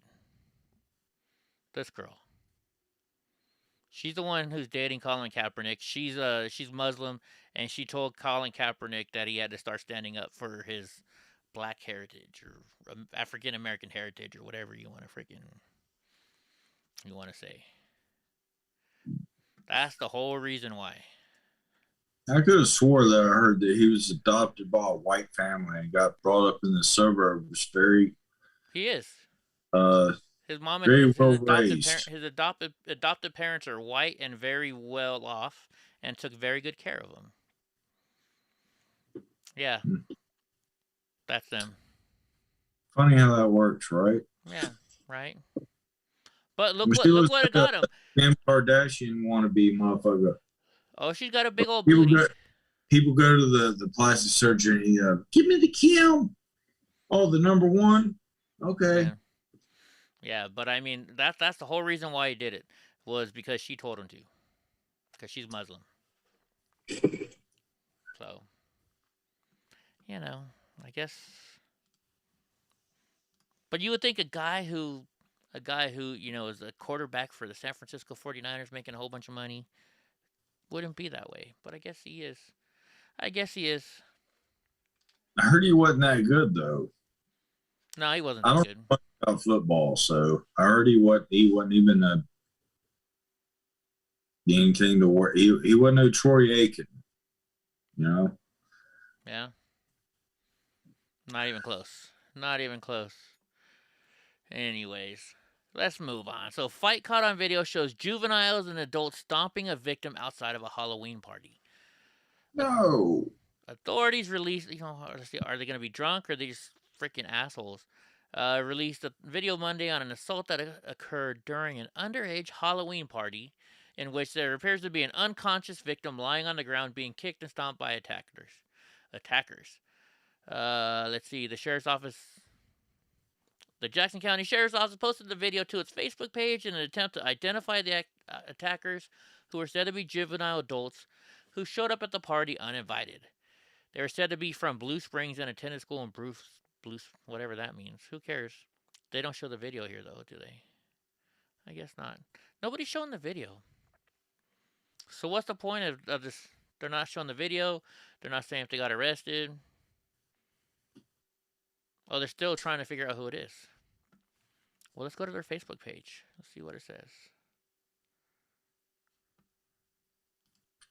Let's go, Brandon. Let's go, Brandon. Oh, here's the video right here. Doesn't look that bad so far. It's just a kid fight. Is there volume? Video has no sound. Oh, the person's down on the ground.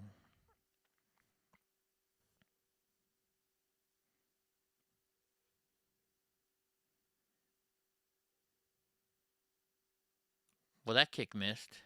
That one didn't.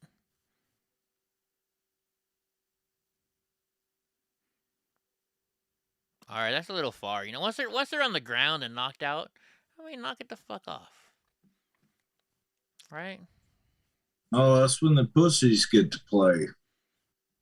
Yeah, I know some people like that. Like, I knew a guy who was like, oh, yeah, I got in a fight with Antifa. It's like, no, you went and kicked him when he was on the ground. That doesn't count. That doesn't count. Do they call them juvenile adults? You did Let's Go Brandon over the loudspeaker at the airport. Do you work at the airport?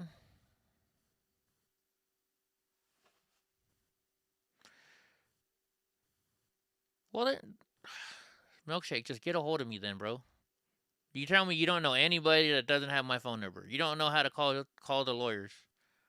Come on, bro. I'll help you out. I'm just not gonna give out. I'm just not gonna give out information over YouTube on how to do something. I would assume Eddie's email address would be maybe still in your log. I mean, if you are the real Milkshake, I'm not trying to step out of line, but I mean, you would still have his email address, would you not? He's contacted me on Telegram before. He knows how to contact me. I mean, like I said, I don't know. Dude, ask Tiny for my number. Tiny's got my number. Ask Ryan. Ask Ryan from Gavin McGinnis and Ryan. They got my phone number. I'm not gonna give out information over the internet, bro. I'm not gonna give out my info. You got everybody going, Eddie's doxing people, and then if this is the real Milkshake, then why are you trying to have me give out information over the internet on a video? Just saying. Like I said, contact one of those guys. Ask Tiny. Tiny's got my number. Freaking ask people from Seattle. They got my number. I'm not gonna say any names. Anyways, let's see. Feds seek tougher sentences for veterans who stormed the Capitol. Why? During his 27 years in the United States Army, Leonard Grupo joined the Special Forces, served in 4 war zones, and led a team of combat medics in Iraq before retiring in 2013. I think you should give this guy a break already. I see what's going on now. With what? No. Somebody, yep. So we got Andy No in here. Really? Andy No comes in and says, oh, I know who the fuck who Andy No is, and you ain't Andy No. See what I mean? That's why I'm not telling anybody anything. I'm just being trolled. You know what is? I know who it is, but they're just stupid people, but it's all good. Hey, they're adding, hey, we got our numbers up tonight. Thank you for adding to our numbers. Anyways, so during his 6 minutes inside the U.S. Capitol on January 6th, Grupo joined a slew of other military veterans as a mob of pro-Trump rioters carried out as unparalleled assault on bastion of American democracy. Yeah, whatever. Now, cases like his are presenting a thorny question for federal judges to consider whether they sentence veterans who stormed the Capitol. I don't think they should. They risk their lives for this country. I think they get a break. I think they get a huge break. Good night, Carol. Good night, and catch you later. Hey, Matt. I text Dino asking him to give you my number. I don't know if he did or not. When I logged in, see, I had to change. I got a new phone, so I had trouble logging into my what do you call it? Cash App. And I finally went in there yesterday. Am I allowed to say how much you donated? Do you mind if I say that? Because I really want to thank you for donating. Matt Rogers, the other night he said, Eddie, check your Cash App, and I couldn't get into it. Number one, I was kind of drunk. And number two, oh,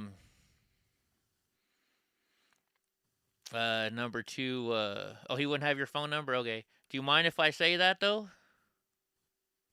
Oh, you're not going anywhere. Oh, well, good, Carol.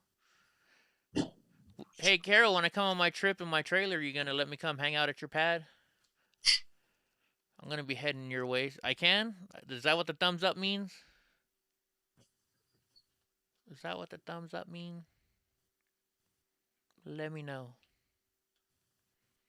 Oh, Julius already... Yeah, well, I guess I said it earlier, huh?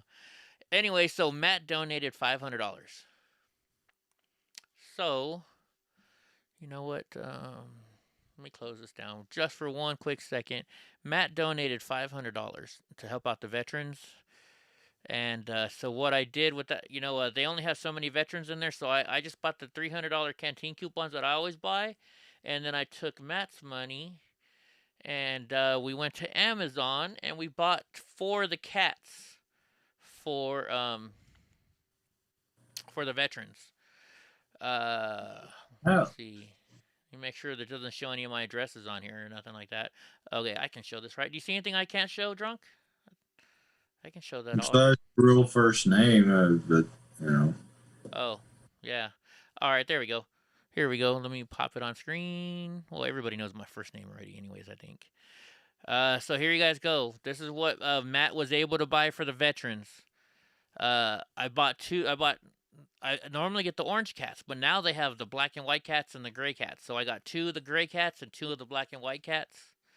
And they're gonna come in the mail tomorrow. So yeah, I was able to buy those. He said it. Oh, okay, I didn't see it when he said it.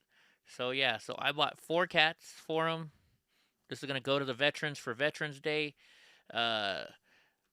This helps them with their PTSD and stuff like that. It helps calm them down because when you're sitting in a freaking hospital for hours on end. Because where I take it to is I go to where they have the long-term care facility, and so that's gonna go there. So I'll videotape it when I get them. I'll show you the box. Yeah, it was like, I don't know, including taxes, it was like what, how much did it show? Did it show right here? $538. So for $538, we were able to buy 4 cats for the veterans. So thank you, Matt. Everybody give a big, huge thank you to Matt. And that's awesome that he did that. So in total, we're giving the veterans for Veterans Day about 830 some odd bucks worth of stuff. So hell yeah, that's gonna be split amongst 45 veterans. But it's not only that. So these cats, what they do is they keep them there, and when when one veteran gets out of the hospital, then the next veteran comes in, then they get a cat to take to sit with them and comfort them. So that's all going to these veterans, and it's going to be used forever. I mean, I think I got to figure out what batteries. I got to go buy batteries. I think they're C batteries or D batteries, but they love it. They're going to love it. So thank you once again, Matt. We really appreciate that, and thank you for your service, man. That was awesome that you did that. So hell yeah. Hell yeah, right? And he did it through Cash App, and that was cool because PayPal takes out money, everyone else does. So Cash App is awesome. I don't know how Cash App survives. I don't know. I guess because they give out like an ATM card, and maybe they use. I don't get the ATM card, but some people get the ATM card. I don't know. I don't know how. They're grabbing market share, most likely, would be my assumption. You know how Amazon started out? Selling books, right? Yeah, like dirt cheap books. Yeah. I can't believe it took me I don't know when Amazon came out, but when I was in college, it took me till my, I think, either junior or senior year, and it took me a while to get there. I was Forrest Gump in college. But I figured out that I could buy my books from Amazon for like a third of the price of buying at the bookstore. Yeah. Oh, so God Rides a Harley, they make money on the bank transactions. Well, actually, you know what? Because if you get it in 3 days or more, then you don't have to pay a fee. But if they transfer it same day, then they charge you. And you know what? How much you want to? How many people you think can Cash App deposit the money instantly? Because I mean, if you're broke and you need to cash real quick, most people probably want to get it same like right then and there. So I guess that makes sense. That makes sense. And what's up, God Rides a Harley? So yeah, I guess that makes sense. Tiffany and Company used to be just stationary. The heck is that? Are you farting with your hands? It looked like you were doing something else there. Looked like you were doing something else. You got to forget you're on camera and stuff, you know? I know. And I know we're Sidetracked sometimes. I didn't take my medicine today. My ADD is wide open. man. Oh yeah. I know I'm supposed to get tested for ADD on December 27th. Maybe I won't be I won't be going all crazy and like switching channels all the time, going from one thing to the next thing real quick. Maybe I'll actually be able to focus on shit. Focus, focus, focus. That was the funniest part of that movie, I think. What movie? American Wedding. Did you ever watch that one? I don't think so. Is that American Pie? Yeah, so it's one of the American Pies, right? And y'all know, if you don't know, Stifler is this young kid, and he's the one that starts all this shit, and he's like the douchebag kind of friend. And so they're at the wedding, and he meets this girl, and she's supposed to meet him in some closet, right? The janitor's closet or something. Well, they had the grandma come in, and the grandma didn't like the wedding because the girl wasn't Jewish. She's like, not Jewish. She's a huxa, or I don't know what the word she used, right? And so they stuck her with the guy, the high guys from Harold and Kumar Go to White Castle. And so these guys just stick this 80-year-old grandma in the janitor's closet. Well, Stifler walks in, he doesn't turn on the light. And then somehow the light gets turned on, and this grandma is just like, first, the lights are black, and he's like, wow, you didn't feel like I thought you would, but that's all right. I don't mind. And so you know what they're doing. And then all of a sudden the light turns on, and they show grandma, and she's like, focus, focus. Because I guess he stopped.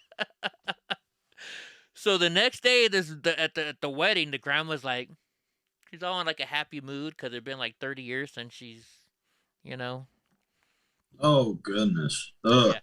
And it was just funny how they did it. The grandma's sitting there the next day, just all like, gee, why is grandma so happy today? I gotta eat later, bro. Come on, man. It was funny. Well, I haven't seen the movie, so. Well, you gotta watch the movie. All the American Pies are funny. Well, I don't know. There's like ones after that maybe weren't as funny. Dustbuster. All right, you gotta explain Dustbuster to me, God Rides a Harley. Okay, and so, while I have you guys, and while Matt... Oh, I think I know what that means. Oh, no, because no, I don't know. Okay, I think I know now. Because it's full of dust? Because it's been so long? Okay. Dust off that pussy. My brain went somewhere else. Like, it has to do with suction. Okay, never mind. But no, since we got Matt and everybody in here, guys, you see what I'm doing with the veterans, right? You can do this at your local veterans too. And it doesn't always have to cost you money. Like we started out just, we'd feed them some lunch and we'd take them cards that little kids had drawn for them. So, if you have some kids, you could have them draw, like, you call up the local VA hospital, and there's always a long-term care facility somewhere on that hospital grounds. And you say, hey, how many people do you have in there? When can we bring cards? A lot of people do it. Like the local prison, I know they do the same thing that I do. Just go find your local VA hospital and start, just get your kids and make them cards. I have gone in there. Like, there's people that have been in this hospital for 5 or 6 years. When I go in the room they still have the cards that the kids drew for them on their wall, on their door. They love that kind of stuff. The stuff that doesn't cost anything probably makes them happier than anything else. Or if you got a couple $100, go buy them some canteen coupons. There's a store inside the hospital. You just go tell them you want to buy some coupons to give to the veterans in the long-term care facility, and they'll help you out. It's funny. They're always grumpy, though. Like, I'll call an order, and they're like, fuck, I got to count $300 worth of coupons. And I'm like, I'm giving them to the veterans for Veterans Day. Today, the guy was awesome, though. He was really cool. So, maybe because I had Donnie with me. Can you bring outside food in to them or outside? Now well, I guess you can because of you brought the cats. Right? No, actually, you can't now. So, well, it depends on when we first started doing this, we would buy. They always knew they're like, oh, we're getting tri-tip today when they'd see us come in. We would cook them a tri-tip lunch, with all the fixings, and the only rule was we had to cook it there. So that's what we would do. Then all of a sudden they said, well, you can't cook it here anymore. You got to bring it in. So then we brought it in. Then another year, she told me, hey, you know what? They changed the rules again. Now you have to cook it here again. Then it got to be where, okay, you can cook it here, but you have to have a $3 million insurance policy. So huh? I said, I seen that coming. Yeah, so then all of a sudden it turned into, well, what you can do then is you can buy it from an outside source, but it has to be all contained, like closed. And so we started doing that. And then finally, the last year before last, they said, you know what, you can't bring food in anymore. And it was we never had a problem with the way we did it, but I guess somebody else going to another VA hospital had an issue. And that's why. And because it was awesome. We'd show up and the veterans would be like, Eddie's here. We're getting tri-tip. It was like their greatest day in the world, And so. But it's cool. I still, I still have fun giving them the canteen coupons and the worst part is because of COVID, I can't go in there, right? Before COVID, you go in there, and I personally made sure I went to every room and met every veteran because I was in charge of the event. And because it's great. You go in there, and, they start telling you stories. They tell a lot of them don't have anybody visit them at all. It's like putting somebody in an old folks home. They just, all right, see you later. So by us going in there, that they enjoy it, And boy, the stories I heard. So, hey, if you want to do it, if you want to figure out how to do it in your area, email me, EddieBlockFilms@gmail.com, and I'll help you out. It's not that hard. Not that hard at all. And like I said, you can maybe go to like a local school and just ask a teacher. If you have a friend that's a teacher, say, hey, can you have your students make some gift cards for me? And they're happy to do it. They are very happy to do it. I'll have a cigarette while they make them. In fact, Drunk Uncle, you were going to have your buddy's kid do one for me, remember? We talked about this a while ago. I haven't seen him too much. No worries. I'll start bringing him in more. That reminds me, I haven't seen him in a long time. I'll have to call his parents and bitch him out. Right? Oh, thank you. You wonder if people get more sentimental as they get older? I think they do. I've noticed with older people that I've known that were like really, like people change when they get older. Now, if you, I shouldn't. This is a Bill Cosby joke. It was like from the 80s when he told this joke. He's like, well, old people are trying to get into heaven now. So, of course, they're nice. Anyways, TikTok, this is Yahoo News, so it's going to be liberal, just so you guys know. I don't know what it's going to say. TikTok video mocking George Floyd gets 4 Midland students kicked out of school. Why would this get them kicked out of school? 4 high school students will not be allowed back in school this year after posting an online video reenacting the death of George Floyd. White Knoll High School announced the suspension in an email to parents and students on Wednesday after the video was shared on social media over the weekend. Though the video was created off campus at a private home and shared outside of school hours, the unacceptable and disturbing actions of these students negatively impact their school and all of their students. White Knoll principal told Ted Daughtry wrote in an email.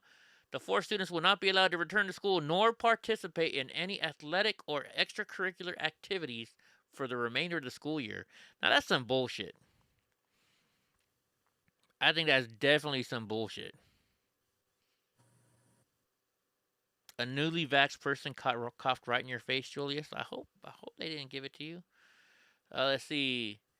So the district decision comes after a video sparked a change.org petition demanding the White Knoll take action of the video.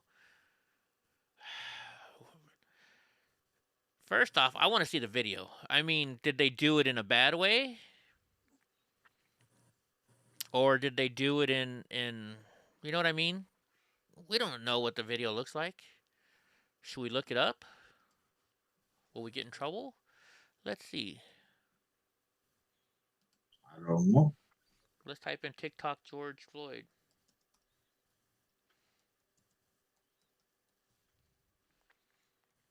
Oop, I just put tick. Let's go, Brandon. TikTok.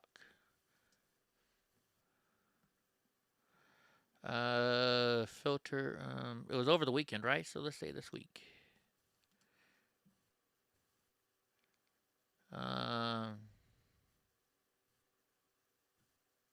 It's a short. George Floyd Heaven.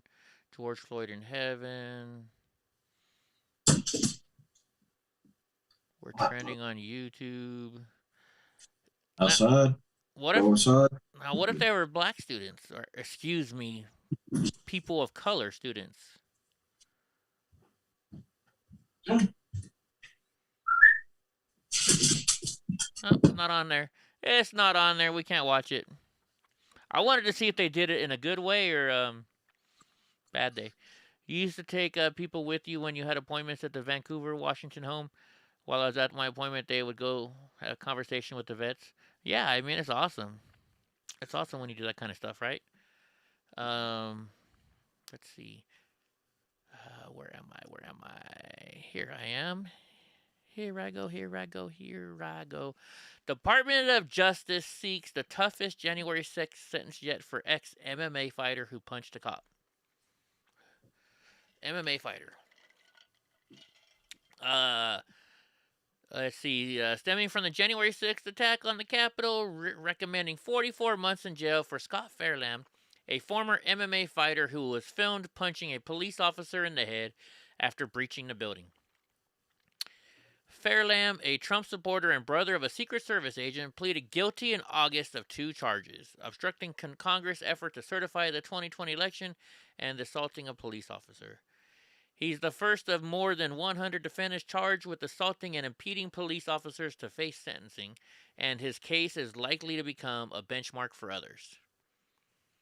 What are they trying? How much are they trying to? After isolating an MPD officer from his fellow officers, Fairlamb shoved the officer and then punched his face shield. Oh no, he punched his face shield. What did the cop do to him? So what are they trying to give him? Oh, 44 months in jail. Wow. That's, what, 3.5 years?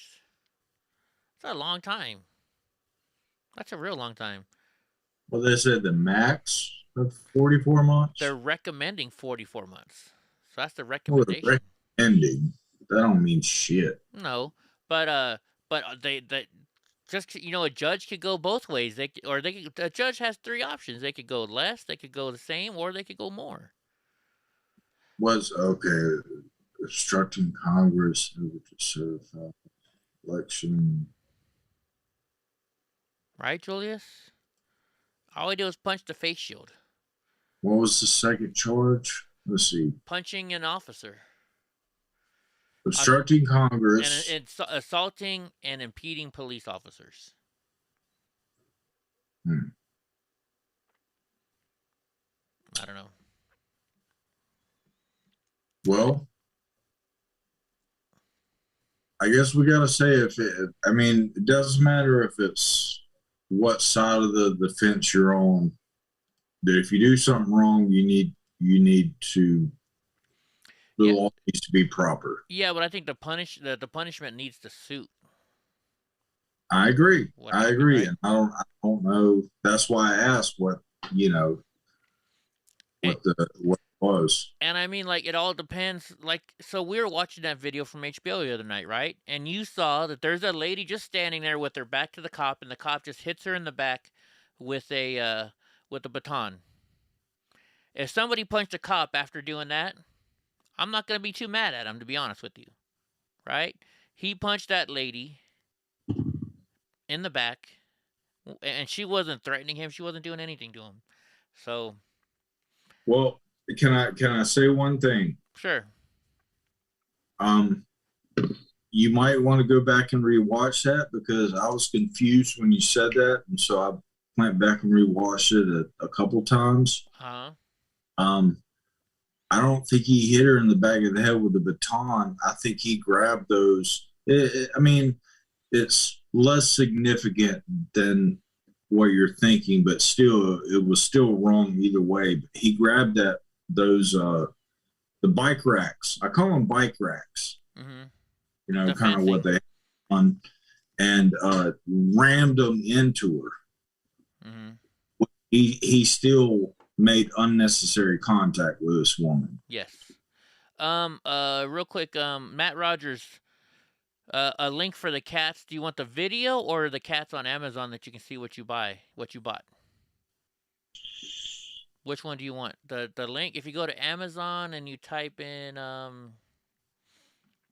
animated cat, it'll show right up.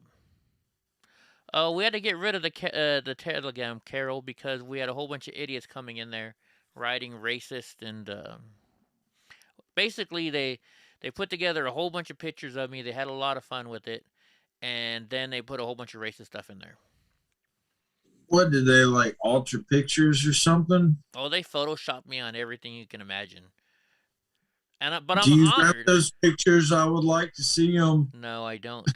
But I gotta be honest though. I was honored because as much time as I know, once if you're good at photoshopping pictures doesn't take that long. But they photoshopped so many pictures that it had to take them a couple hours for what they did. Then they had to get set up the computer program. They had to open up a whole bunch of different Telegram chat names, and so I mean it took them a while to do what they did. So if they wanted to spend that much energy on me, well then, hey. Yeah. Right? Gabago. So anyways, U.S. judge ordered. Let's see, did Matt respond yet? You can find it. Okay, cool. U.S. judge orders continued pretrial detentions for accused January 6th rioter King James. Who was King James? Did they show his picture? Who's King James? I don't even remember hearing that name. King James. Wait, did they arrest stupid ass NBA player? What's his name? Oh, drunk's out of the room. What? LeBron? Yeah, LeBron James. Who the hell would call themselves King James? A federal judge on Tuesday ordered continued detention for former U.S. Marine facing multiple felony charges related to his allegedly violent conduct.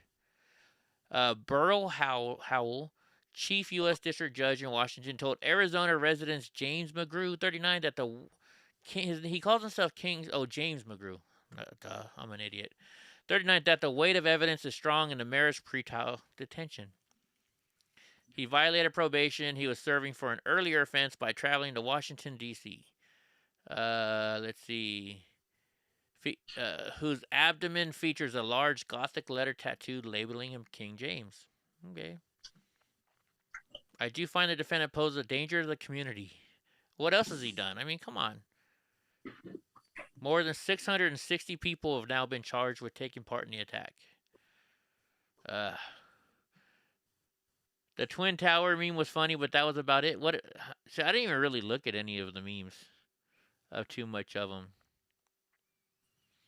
Oh, I also got kicked off of Facebook for being a white supremacist. I didn't know I was a white supremacist. Did you guys know I was a white supremacist? Well, they said You're the first one I've ever met. Then, how you doing? Hey, how you doing? No, I Why think why you like white people so much? I don't know. I thought I liked all people. Like, so you only date white people? No, actually, lately I've been checking out well, there's some hot black girls I've been checking out lately. I check out all women. You should know that by now. I love women. Oh, I thought we were trying to improv there. Okay. Oh, oops. Sorry. Never mind. I lost focus. That improv didn't work. I'm glad you found a Matt. I'll also make a video about it. I'll make a video about it, but I can't go inside because of COVID, and even if I could, because of VA law or government law, I can't take any photography inside there. But yeah, I don't know. I was kicked off of Facebook, and they took down my Instagram, so because they're both linked together now. Anyway, so get this: a Florida second grader faces disciplinary action, a 36-day suspension for non-compliance with a face mask mandate. A second grader. A second grader. 7? Second. 2. Meaning he's 7 years old or something like that. An elementary school. Oh, I thought you said 7. Okay, I gotcha. An elementary school student in Florida has been suspended a total of 36 days and faced disciplinary actions from school officials over her unwillingness to comply with school COVID-19 face mask policy. The student's mother, Bailey Lascelles, told the press that her daughter, Fiona, a second-grade student at Palm Beach County School, who will more than likely have to repeat a school year, is on a mission to take back her constitutional rights from the tyrant school board. This is a second grader. Wow. Following the treatment she received from school leaders. Fiona has changed her priorities a bit and is on a mission to take back not only her rights, but every American child's constitutional rights from the tyrant school board being operated by a financial expert who has no knowledge of how to safely and effectively run the 10th largest school district in America. She added that her daughter has been steadfast in her unwavering decision to not back down to tyranny and lunacy, vowing to do everything she can for every child going through these lawless mandates. The press stated in a report that Fiona's first punishment when she came when she was required to have a silent lunch in an office hallway alone. Let's see, Fiona is a strong-minded and fearless young girl who is ready to conquer the world at 7. Unfortunately, the blows just seemed to not stop, and she was reportedly told after completing every assignment her teacher will provide that as she is not only failing second grade, but that there is no way she can catch up. In a video uploaded to YouTube, Fiona discussed why she refused. Well, let's look this up. Fiona, what's her name? Fiona, where's her last name? Lascelles. Let's look it up. See if we can find it. Fiona Lascelles.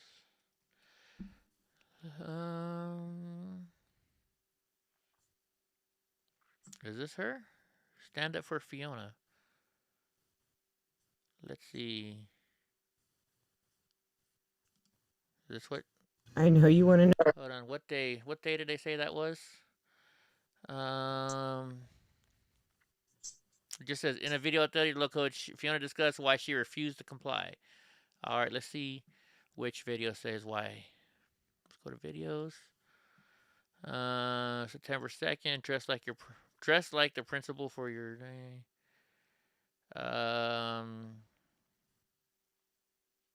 Day 1 of the suspension. Day 2 of 34-day suspension. Let's see. Here's her mom's speech. Go ahead. Yes, you. I'm here to speak on BD1, Bailey Lascelles. Mr. Burke, if you should become permanent superintendent, the bullying, harassment, stopping not even at the mental abuse to my 8-year-old. I don't think so. I'll tell you why I feel this way. August 31st, my daughter sat in a silent lunch. September 1st, was removed from class September 2nd, in-school suspension. September 3rd, 1 day out of school suspension. September 8th, 2 days out of school. The 13th was her first 3-day suspension. 17th was her second 3-day suspension. 24th, 3rd. 29th, 5th, 4th, sorry. Let's get down to October 7th. That was her 6th 3-day out of school suspension, followed by October 12th and October 18th for her 7th and 8th 3-day out of school suspensions. 12 referrals, 27 days of out of school suspension, 30 days of discipline she's been out of the classroom because of your policies. Yeah. Here's the level 4 offenses that warrant a 10-day suspension according to this district. An imminent threat of violence, high level. Possession of a firearm or handgun. Battery of a Leo. Well, I think, Don, you can't. Possession, use, or sale of an explosive device, aggravated assault, armed robbery, kidnapping, abduction, arson, a bomb threat, posting or transmitting a threat of mass shooting, terrorism, homicide, or a weapon. They get 10 days. And my 8-year-old is on 27 days of out-of-school suspensions because of not complying with your mask mandate? Mr. Burke, where was your 10-day suspension? And we're sitting here tapping you for superintendent? I mean, what a joke that is. You can joke. Hold on. Hold on. Hey, drunk talk. I think my stepdad's here. Hold on 1 second.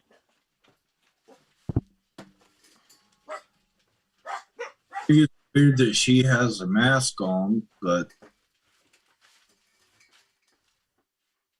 why does she have a mask on? Huh. Maybe her kid's a free thinker.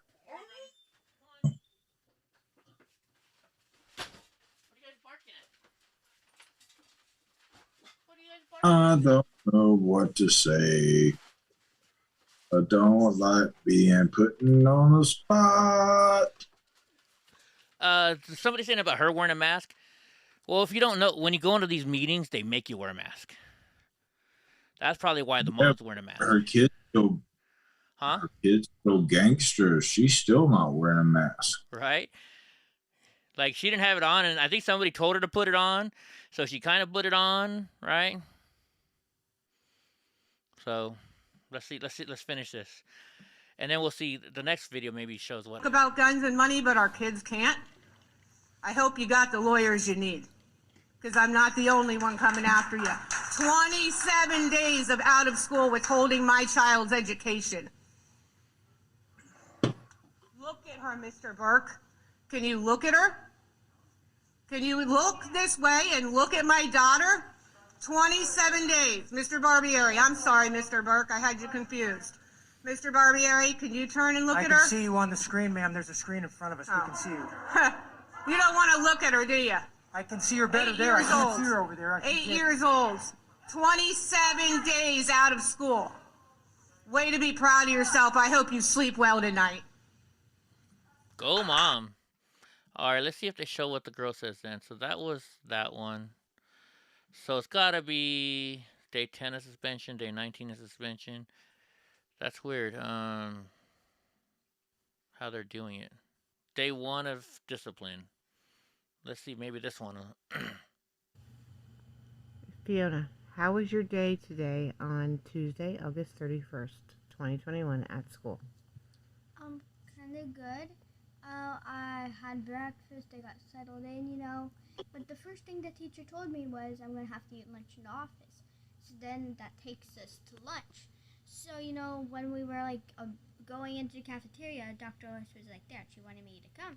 I went to the office, but then I had it out back because Mommy, she's recording. She brought it, and I had a loaf of bread, half a cheeseburger, and 2 fries. And she had a loaf of bread. That's what I said. Asked me a weird question, but I said hi. A teacher said hi to me. I said hi back, and I said, "How was your day today?" And she was like, "Good." And she asked me the same. Dang, you got a lot of shoes. And then Miss Black just yelled, "Be quiet." And I don't want to be rude to teachers. I'm at my guidance counselor's. All right, I don't know where it is, folks, but if you guys here watch, we'll just give it a like. It's the channel is called Stand Up for Fiona, Unmask Our Kids. So you guys can go check it out. Look, I'll even subscribe to it. So you guys can go subscribe to it. So look at this right here. Who are you? Are you behind Julius? Or are you talking about this girl? This is like coached. I hope people don't start using kids. Yeah, I don't know. It might be a little bit, but it all depends. It all depends. I'd have to hear the girl more to see, cause you know you got to check out how their intelligence level and stuff like that. So Kyle Rittenhouse, Chicago Tribune. The judge stopped the proceeding, fumes about media criticism. He stopped the proceedings. So they stopped the proceedings today? Says the judge and the Kyle. Yeah. They did? Yeah. They did. The judge in the Kyle Rittenhouse trial went on a prolonged rant against media criticism of the case Wednesday, saying he has followed the law and any assertions otherwise could be detrimental to the community. Kenosha County Circuit Judge Bruce Schroeder began his unusual soliloquy by referencing a recent media report that called the case the most divisive trial in the country. Schroeder, the longest-serving circuit judge in Wisconsin, has frequently criticized the media during the case, but he rarely acknowledges the trial's larger significance. I got to remember, this comes from liberal Yahoo. Anything that undermines the public confidence is what happens here is most important, he said. It's important for this town and it's important for this country. Let's see. There are people to do they show the video? Well, heck, we were watching it earlier. Does he do it right at the end or something, maybe? Wait, here, let's see. Maybe right here, let's see. The jurors want to have warm, soggy, or cool, soggy sandwiches, so let's break a little early for lunch, and please don't talk about the case during the break. No, I think it's before that. It was before this? Not exactly sure how far it went.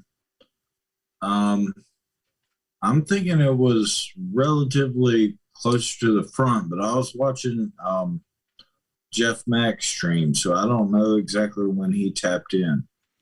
See, this, they said come back for lunch, so this wasn't the end of the day, so maybe there's another one. No, he asked him to leave. It wasn't about lunch.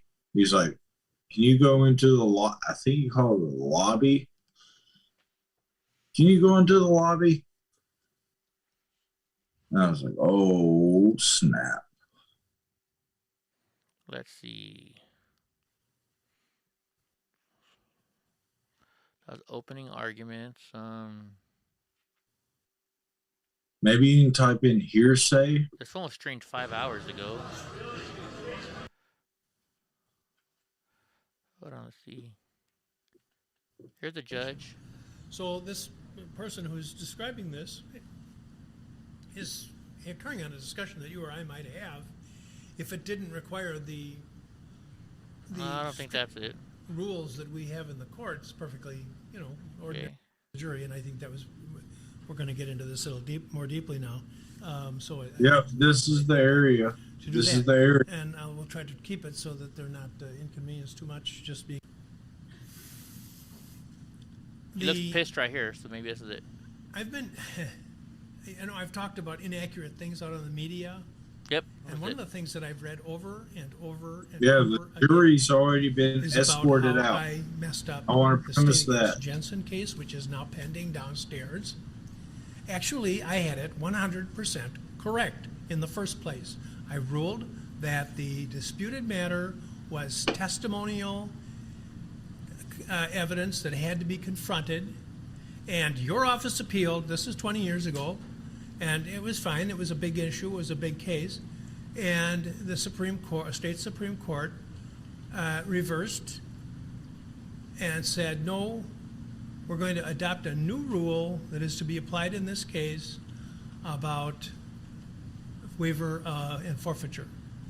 And So it came back, and I said right in the record, this is going to get It's all the way up reversed now. Is that again. better, Vincent? Because it was an unsound ruling, unanimous. I hate to say that about the Supreme Court, but it's true.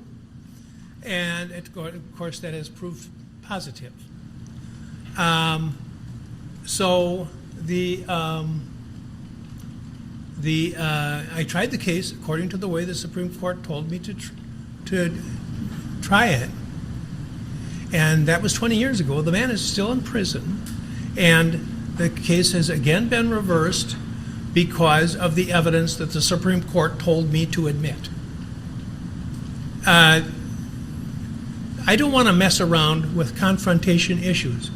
I can't let you present evidence into this record, which is barred by the confrontation rule, and you're asking me to let this just run while this man is making descriptive materials to prove the state of mind of the accused. That doesn't make any sense to me at all.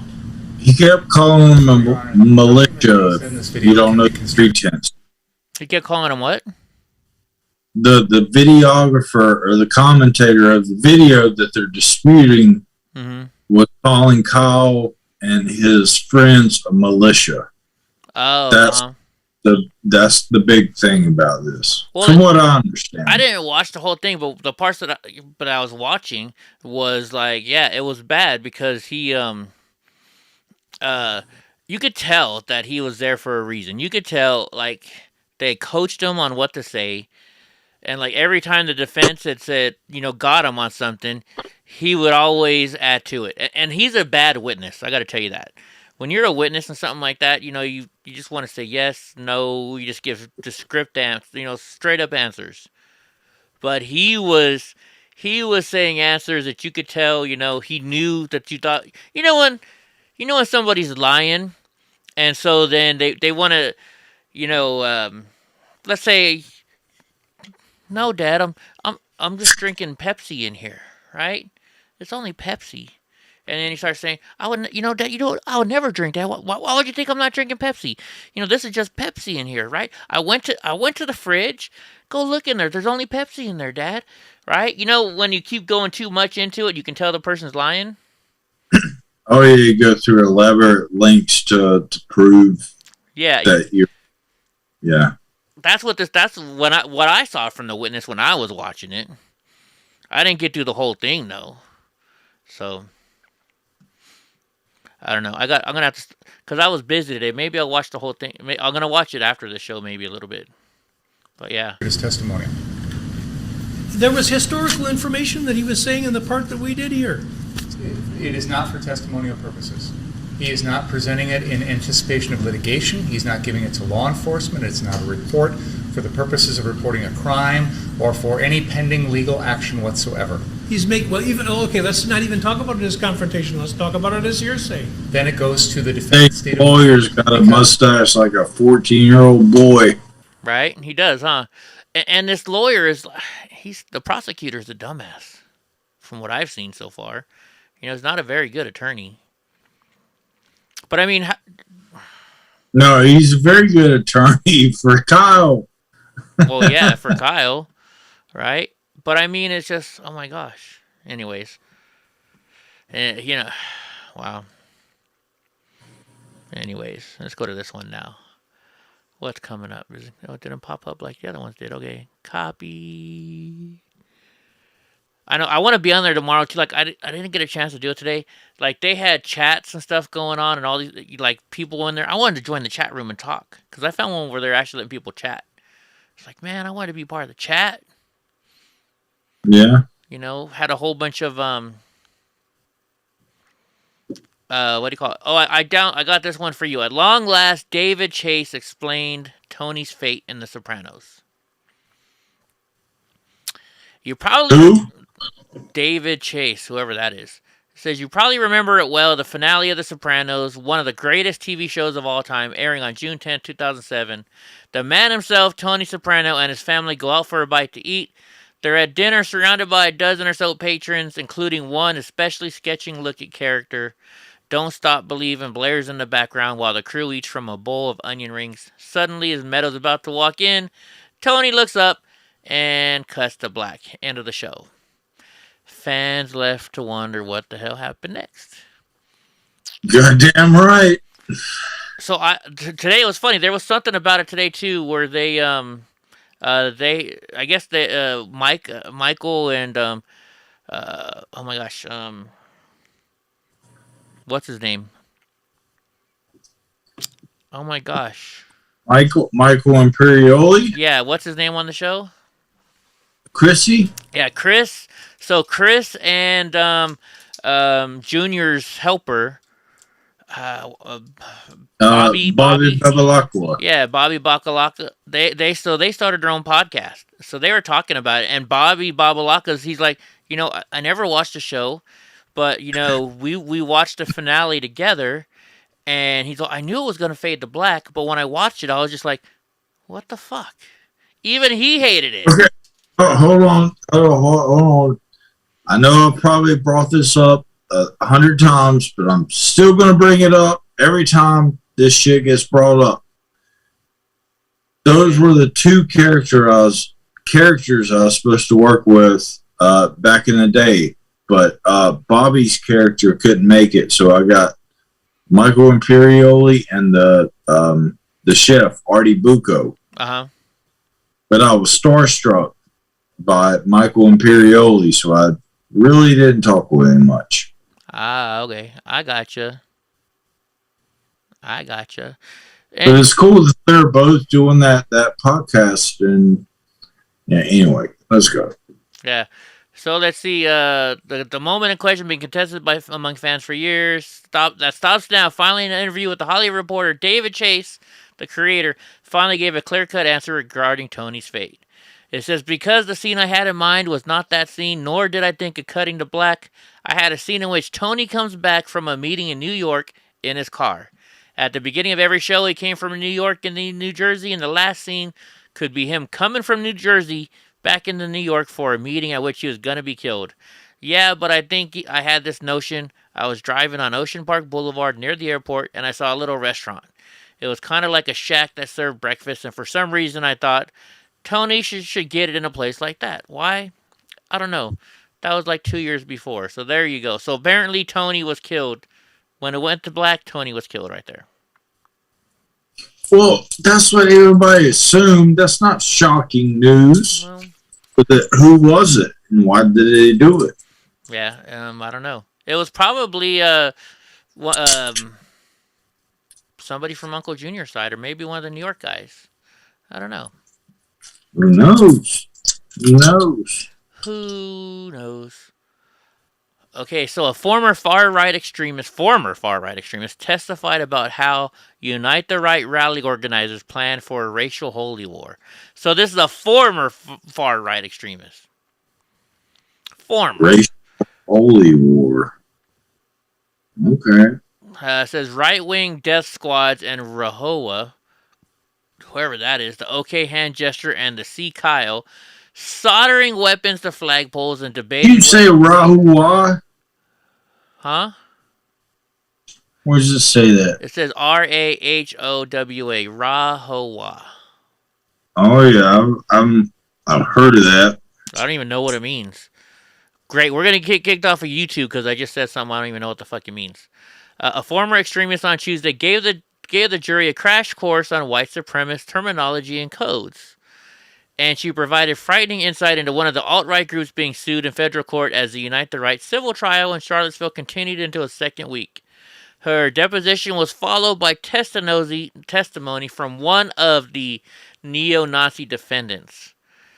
Damn, this is definitely liberal news, folks. Definitely liberal news. Neo-Nazi defendants who discussed the months-long planning effort for the deadly rally that included his failed attempts to draw on other hate groups from around the world. Oh my gosh, who wrote this shit? The BuzzFeed News. Christopher Miller. How liberal is this guy? Let's see. I'm not exactly sure. I've been zoning in and out, but if the guy said RAHOWA, then He's not a good guy. No? No. Not by any means. Well, so they're saying "See Kyle," meaning, you know, that German word, and was usually followed by the Nazi salute. You know, I mean, hey, if they are really Nazis, you know, they're jerks. They're just dumbasses. But I don't know. I'm not even gonna read this one. It's just a whole bunch of stupid stuff. So here's our last one of the night. The last news story for me, at least, unless Drunk Uncle has one. Let's see. Why isn't it not? I copied the wrong. I copied the blank space behind it. Copy link. Paste link. All right. The feds transfer 400 prisoners from the main D.C. jail due to conditions. A slew of complaints about treatments of jail defendants in the January 6th storming of the Capitol appears to have triggered a review that led to about 400 federal prisoners being transferred out of the D.C. Central Detention Facility. But those accused of participating in the Capitol riot are not among them. U.S. Marshals announced on Tuesday that it had conducted an unannounced inspection of the District of Columbia Department of Corrections facilities 2 weeks ago and determined that one of the complexes, the main jail, did not meet their federal standards. Interesting. The USMS inspection was prompted by recent and historical concerns raised regarding conditions at the D.C. DOC facilities, including those recently raised by various members of the judiciary. So the Marshal Service said in a statement, the inspection revealed that conditions there did not meet the minimum standards of confinement as prescribed by federal performance-based standards. The approximate 400 prisoners, all pretrial detainees, are being moved to the federal penitentiary in Lewisburg, Pennsylvania. They did not elaborate on how the D.C. jail facility fell short, but said federal officials would work with D.C. officials to rectify the problem. Rectify it, huh? How do they have 400 prisoners? That's what I don't get. So, I don't think there's that many people in jail from it. Maybe they're from other cases too, maybe. After conducting about 300 interviews with prisoners and examining the jail's physical plant, the marshals concluded that the site where the January 6 detainees are being housed, the CTF, is up to federal standards. Capitol riot suspects have complained about being the target of harassment. So wait a minute. So none of them are January 6 people. Okay, so so I thought they were moving some of the January 6 people. None of the January 6 people were moved. Triggered a review. So they're just triggered a review. Let's see. But those accused of participating in the Capitol riot are not among them. Okay, that's why it's 400. I didn't think there was that many people in jail from January 6th. Never mind, that was a waste of space. So the people that complained that they were getting treated wrongly, the feds come in and figured out they were being treated wrong, but took out prisoners took out all the prisoners, but the ones who complained about it. Wow, how's that for treatment? That would go. Oh, you were there on January 6th? Well, go fuck yourself. Sorry.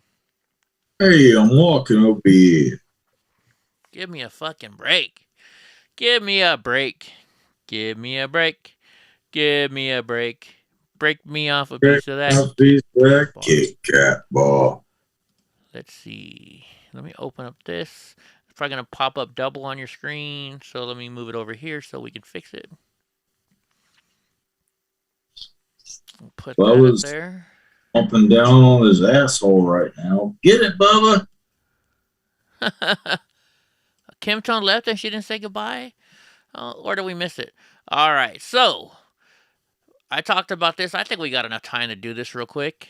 So I was just curious. I was like, these congressmen and women, they have all this staff. They have a building in their district, and they have a building they have an office in the District of Columbia. They have staff there. They're flying back and forth.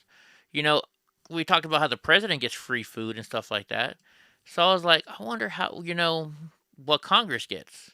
So I started doing research. And diapers. So I started doing research on it, and I found the Congressional Research Service. And it says their salaries and allowances. So they have a salary, right? And that's how much they get paid.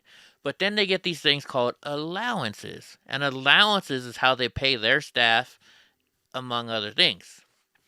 And so this was just updated. Wow, it's updated today. That's interesting. So let's start out. It says, this report provides basic information on congressional salaries and allowances. It briefly summarizes the current salary of the members of Congress, limits, prohibitions on their outside earned income, honoraria, which I got to look up. I don't know what honoraria is, and tax deductions, options for life and health insurance, and retirement benefits. All right, so starting off, congressman. The compensation for most senators, representatives, delegates, and the resident commissioner from Puerto Rico is $174,000. So that's what you start off with, $174,000. The only exceptions are the Speaker of the House, Nancy Pelosi, gets $223,500, and the President pro tempore of the Senate and the majority and minority leaders in the House and Senate get $193,400. This hasn't changed since 2009, so they're getting paid the same as 2009. It says by the ethics. Let's see. That's nothing. Member pay has historically been the subject of considerable debate and discussion, as well as occasional confusion. Members of Congress receive salaries only during the terms for which they are elected. They do not receive salaries beyond their terms of office. Members of Congress do not receive additional compensation for service on committees, and they are not eligible for housing or per diem allowances for expenses incurred in Washington, D.C. They're not supposed to get it. Okay? Finally, neither member of Congress nor their families are exempt from repayment of student loans. Although both the House and Senate have established student loan repayment programs for employee recruitment and retention purposes, these programs are subject to a number of regulations. So outside earned income limits. So here's what's funny. So they're allowed to have a job outside of this, right? And they're limited to 15% of their annual rate of basic pay for level 2 of the executive schedule. According to the House of Ethics Committee and the Senate Ethics Committee, the 2021 limit is $29,595. That's the only amount of money they can make outside. So prohibition of honoraria. Let me look up what honoraria is. What is that? I'm guessing that's like gifts, maybe. Honoraria. I'm prepping my steak.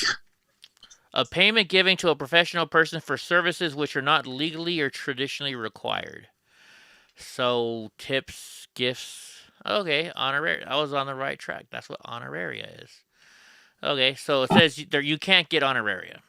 It's prohibited. So tax deductions. Previously, members were allowed to deduct for income tax purposes living expenses up to $3,000 per annum. So $3,000 a year while away from their congressional district or home states. The deduction was established with enactment, so they get $3,000 off their taxes. So because of Obamacare, they have to get an Obamacare health plan. Or they can enroll in a plan for $646 a year, which is pretty fucking cheap.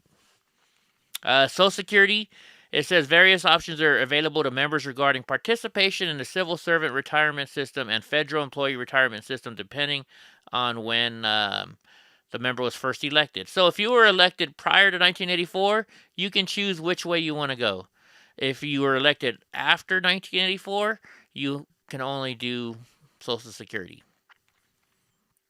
Now here we're getting to the allowances. The members' representational allowances, supporting personnel, office expenses, travel to the district, and mail for members of the House. So the members' representative allowances is available to support representatives in their official and representational duties. The MRA may be used for official expenses, including, for example, staff, travel, mail, office equipment, district office rental, stationery, and other supplies. So a minute ago, they said, wait a minute, they don't get paid money for their travel back and forth. But look here, you get paid for travel. The MRA is also subject to a number of restrictions. For example, the MRA may not be used to defray any personal or campaign-related expenses. A member is also prohibited from using campaign funds, except where authorized by the Committee of Ethics, or committee funds to pay for expenses related to official representational duties. Using an unofficial office account, accepting funds or assistance from a private source for an official activity, or using personal funds to pay for franked mail. Let me see. I'm getting to the allowance. We're working on that right now. It says the MRA for each representative is calculated based on 3 components, including personnel, which is the same for each member. So each member is allowed to have $994,671 worth of personnel. Official office expenses. They say it varies among the members due to variations in distance between a member's district and Washington, D.C., and the cost of general services administration office rental space. So that means, up there they said per diem doesn't matter, right? But here, look, it says it does. Because it depends on how far you are away from the capital, how much money you get. So that means they're getting paid for travel back and forth. That's what that says. That's what it's telling me. At least that's the way I read it. Now, franked mail, which varies among members based on the number of non-business addresses in the district. Requirement on the use of franked mail, including mass mailings, are established in statute so basically, that's you get your junk mail. It's just sending mail to everything. So the 3 components are combined and result in a single MRA authorization for each representative that can be used to pay for any type of official expense. For example, each representative can choose how much to allocate to travel versus personnel, or supplies. So it's set up there, they get $994,000 or whatever for personnel. But right here it's saying that's how much you get, but you also get this much for mail and this much for that. So let's say, I don't want a whole bunch of employees. So then you can put the money somewhere else. Like, hey, you know what? I need a big screen TV in my office. Or I want that $100,000 desk for my office. Right? Got them employees out. You know what I mean? That's funny how they say that you get this much money for your employees, but then it says, but if you don't want to spend that much, you can use that money somewhere else. See how fishy this kind of stuff is, folks? Fishy. Fishy. Yeah. So, right here, so it says in 2021, MRAs ranged from 1.3 million to 1.6 million with an average of 1.5 million. So $1.5 million per year. That's the total, Julius. $1.5 million a year. That's a lot of money to spend just to have an office, traveling back and forth. I mean, no wonder some of these people were fucking traveling on private jets, right? I mean, come on. I thought it was raining outside. So they have a limitation on the number of employees you can have, right? You can only employ 18 permanent employees.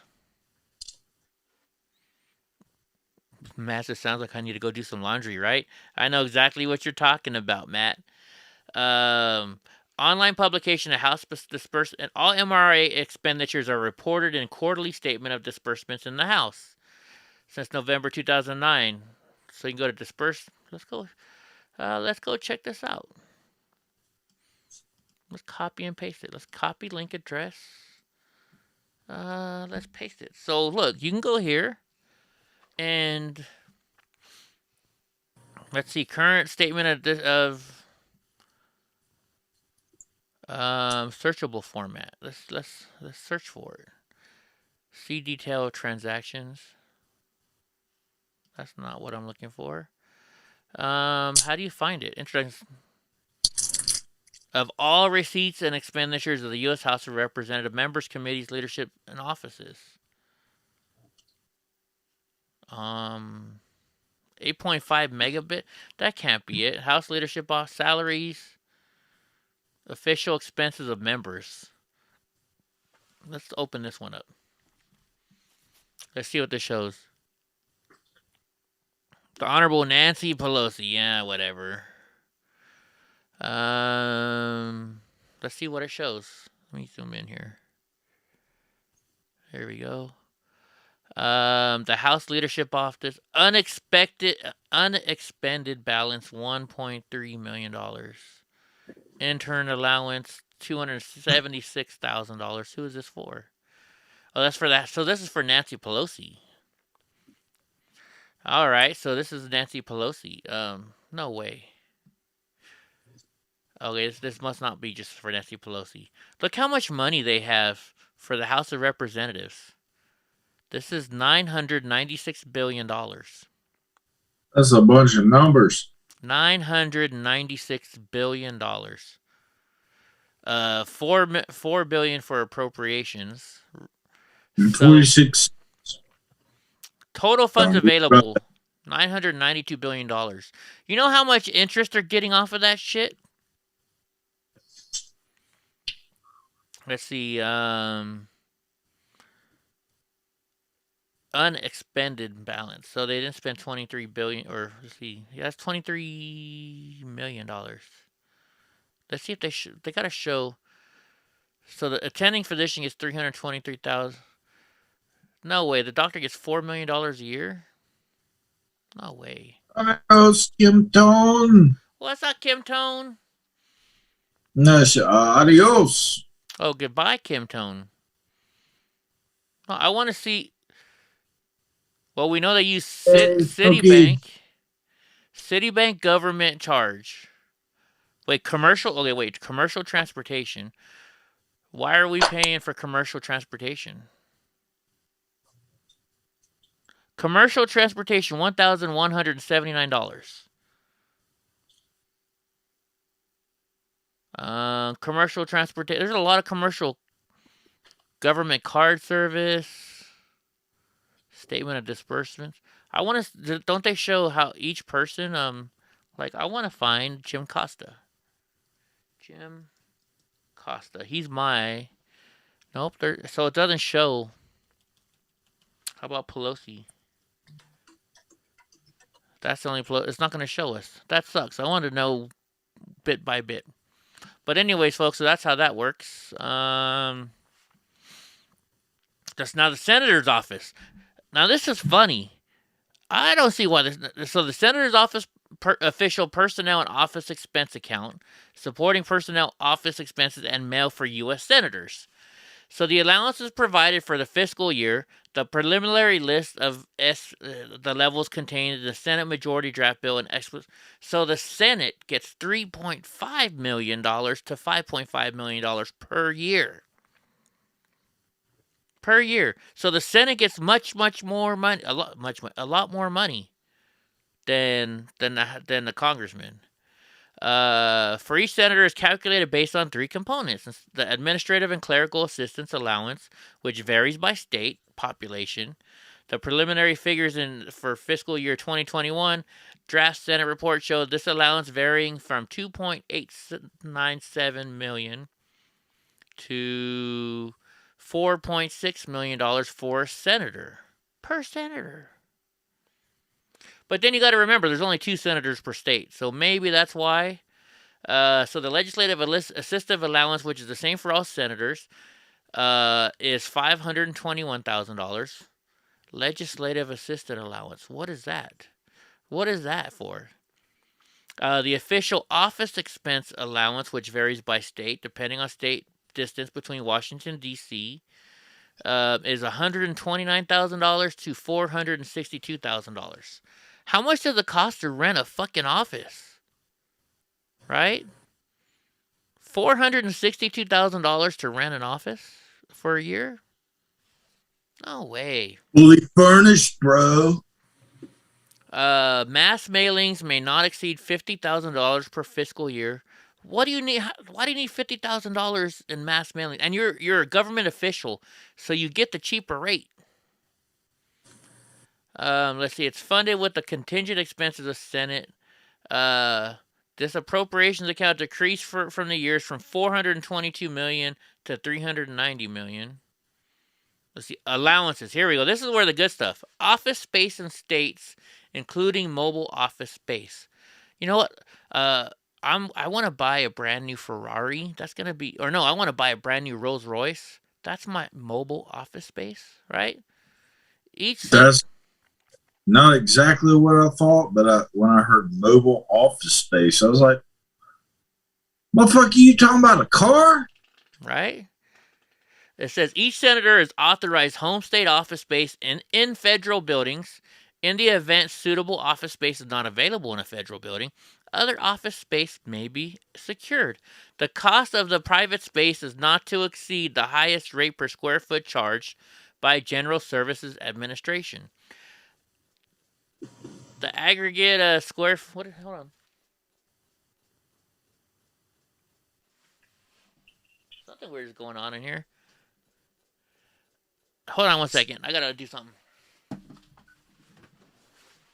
What it is? What is that noise? I can't see what he's doing, so I don't know. He gone. He gone.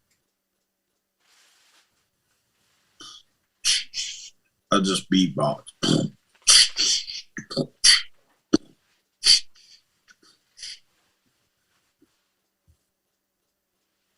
I'm trying to eat this steak, bro. I got it marinated.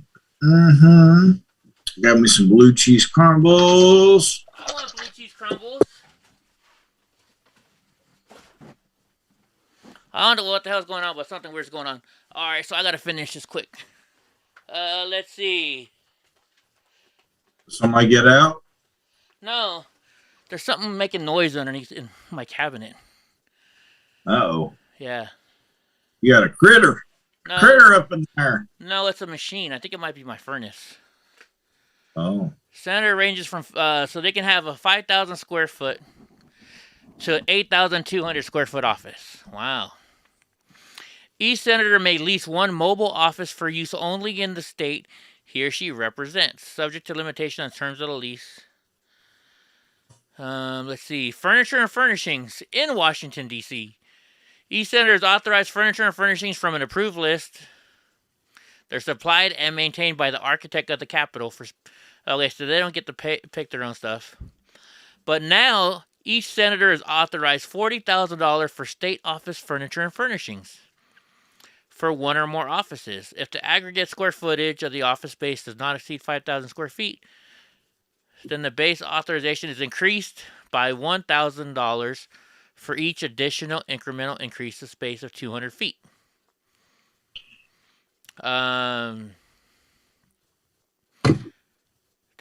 Let's see, governmental publications, compensation of members and maximum rates of compensation for staff.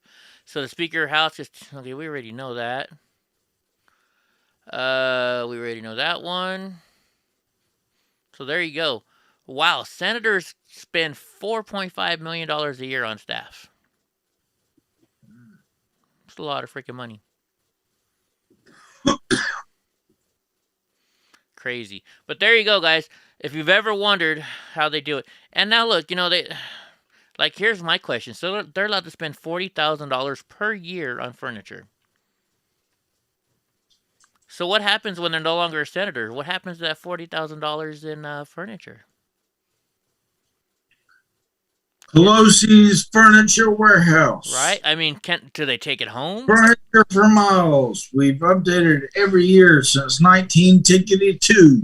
Right. But you know what I mean? Do they sell? Can they sell it and keep the money? I mean, what the hell's going on here? What happens to all that furniture? Just curious. Right on. Yeah, we missed you too, Carol. We missed you too. You just got back from Ohio. So right on, guys. All right. Well, thank you for showing up tonight. I appreciate you being here. I think Drunk Uncle appreciates you being here. Sure. Yeah. And I don't know if you got something to say, Drunk Uncle. What's up, Snookies, by the way?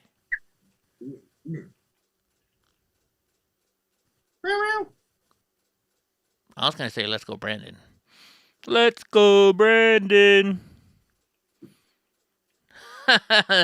Julia says, I thought congressmen were furniture. Oh my gosh. All right, guys. Well, I'm gonna let you go. I gotta go figure out what this noise is, and we'll talk to y'all later. About time. I'm sorry, Snooky. Hey, sweetheart. All right, guys. You have a good night and sweet dreams, and don't let them bed bugs bite. Catch y'all later.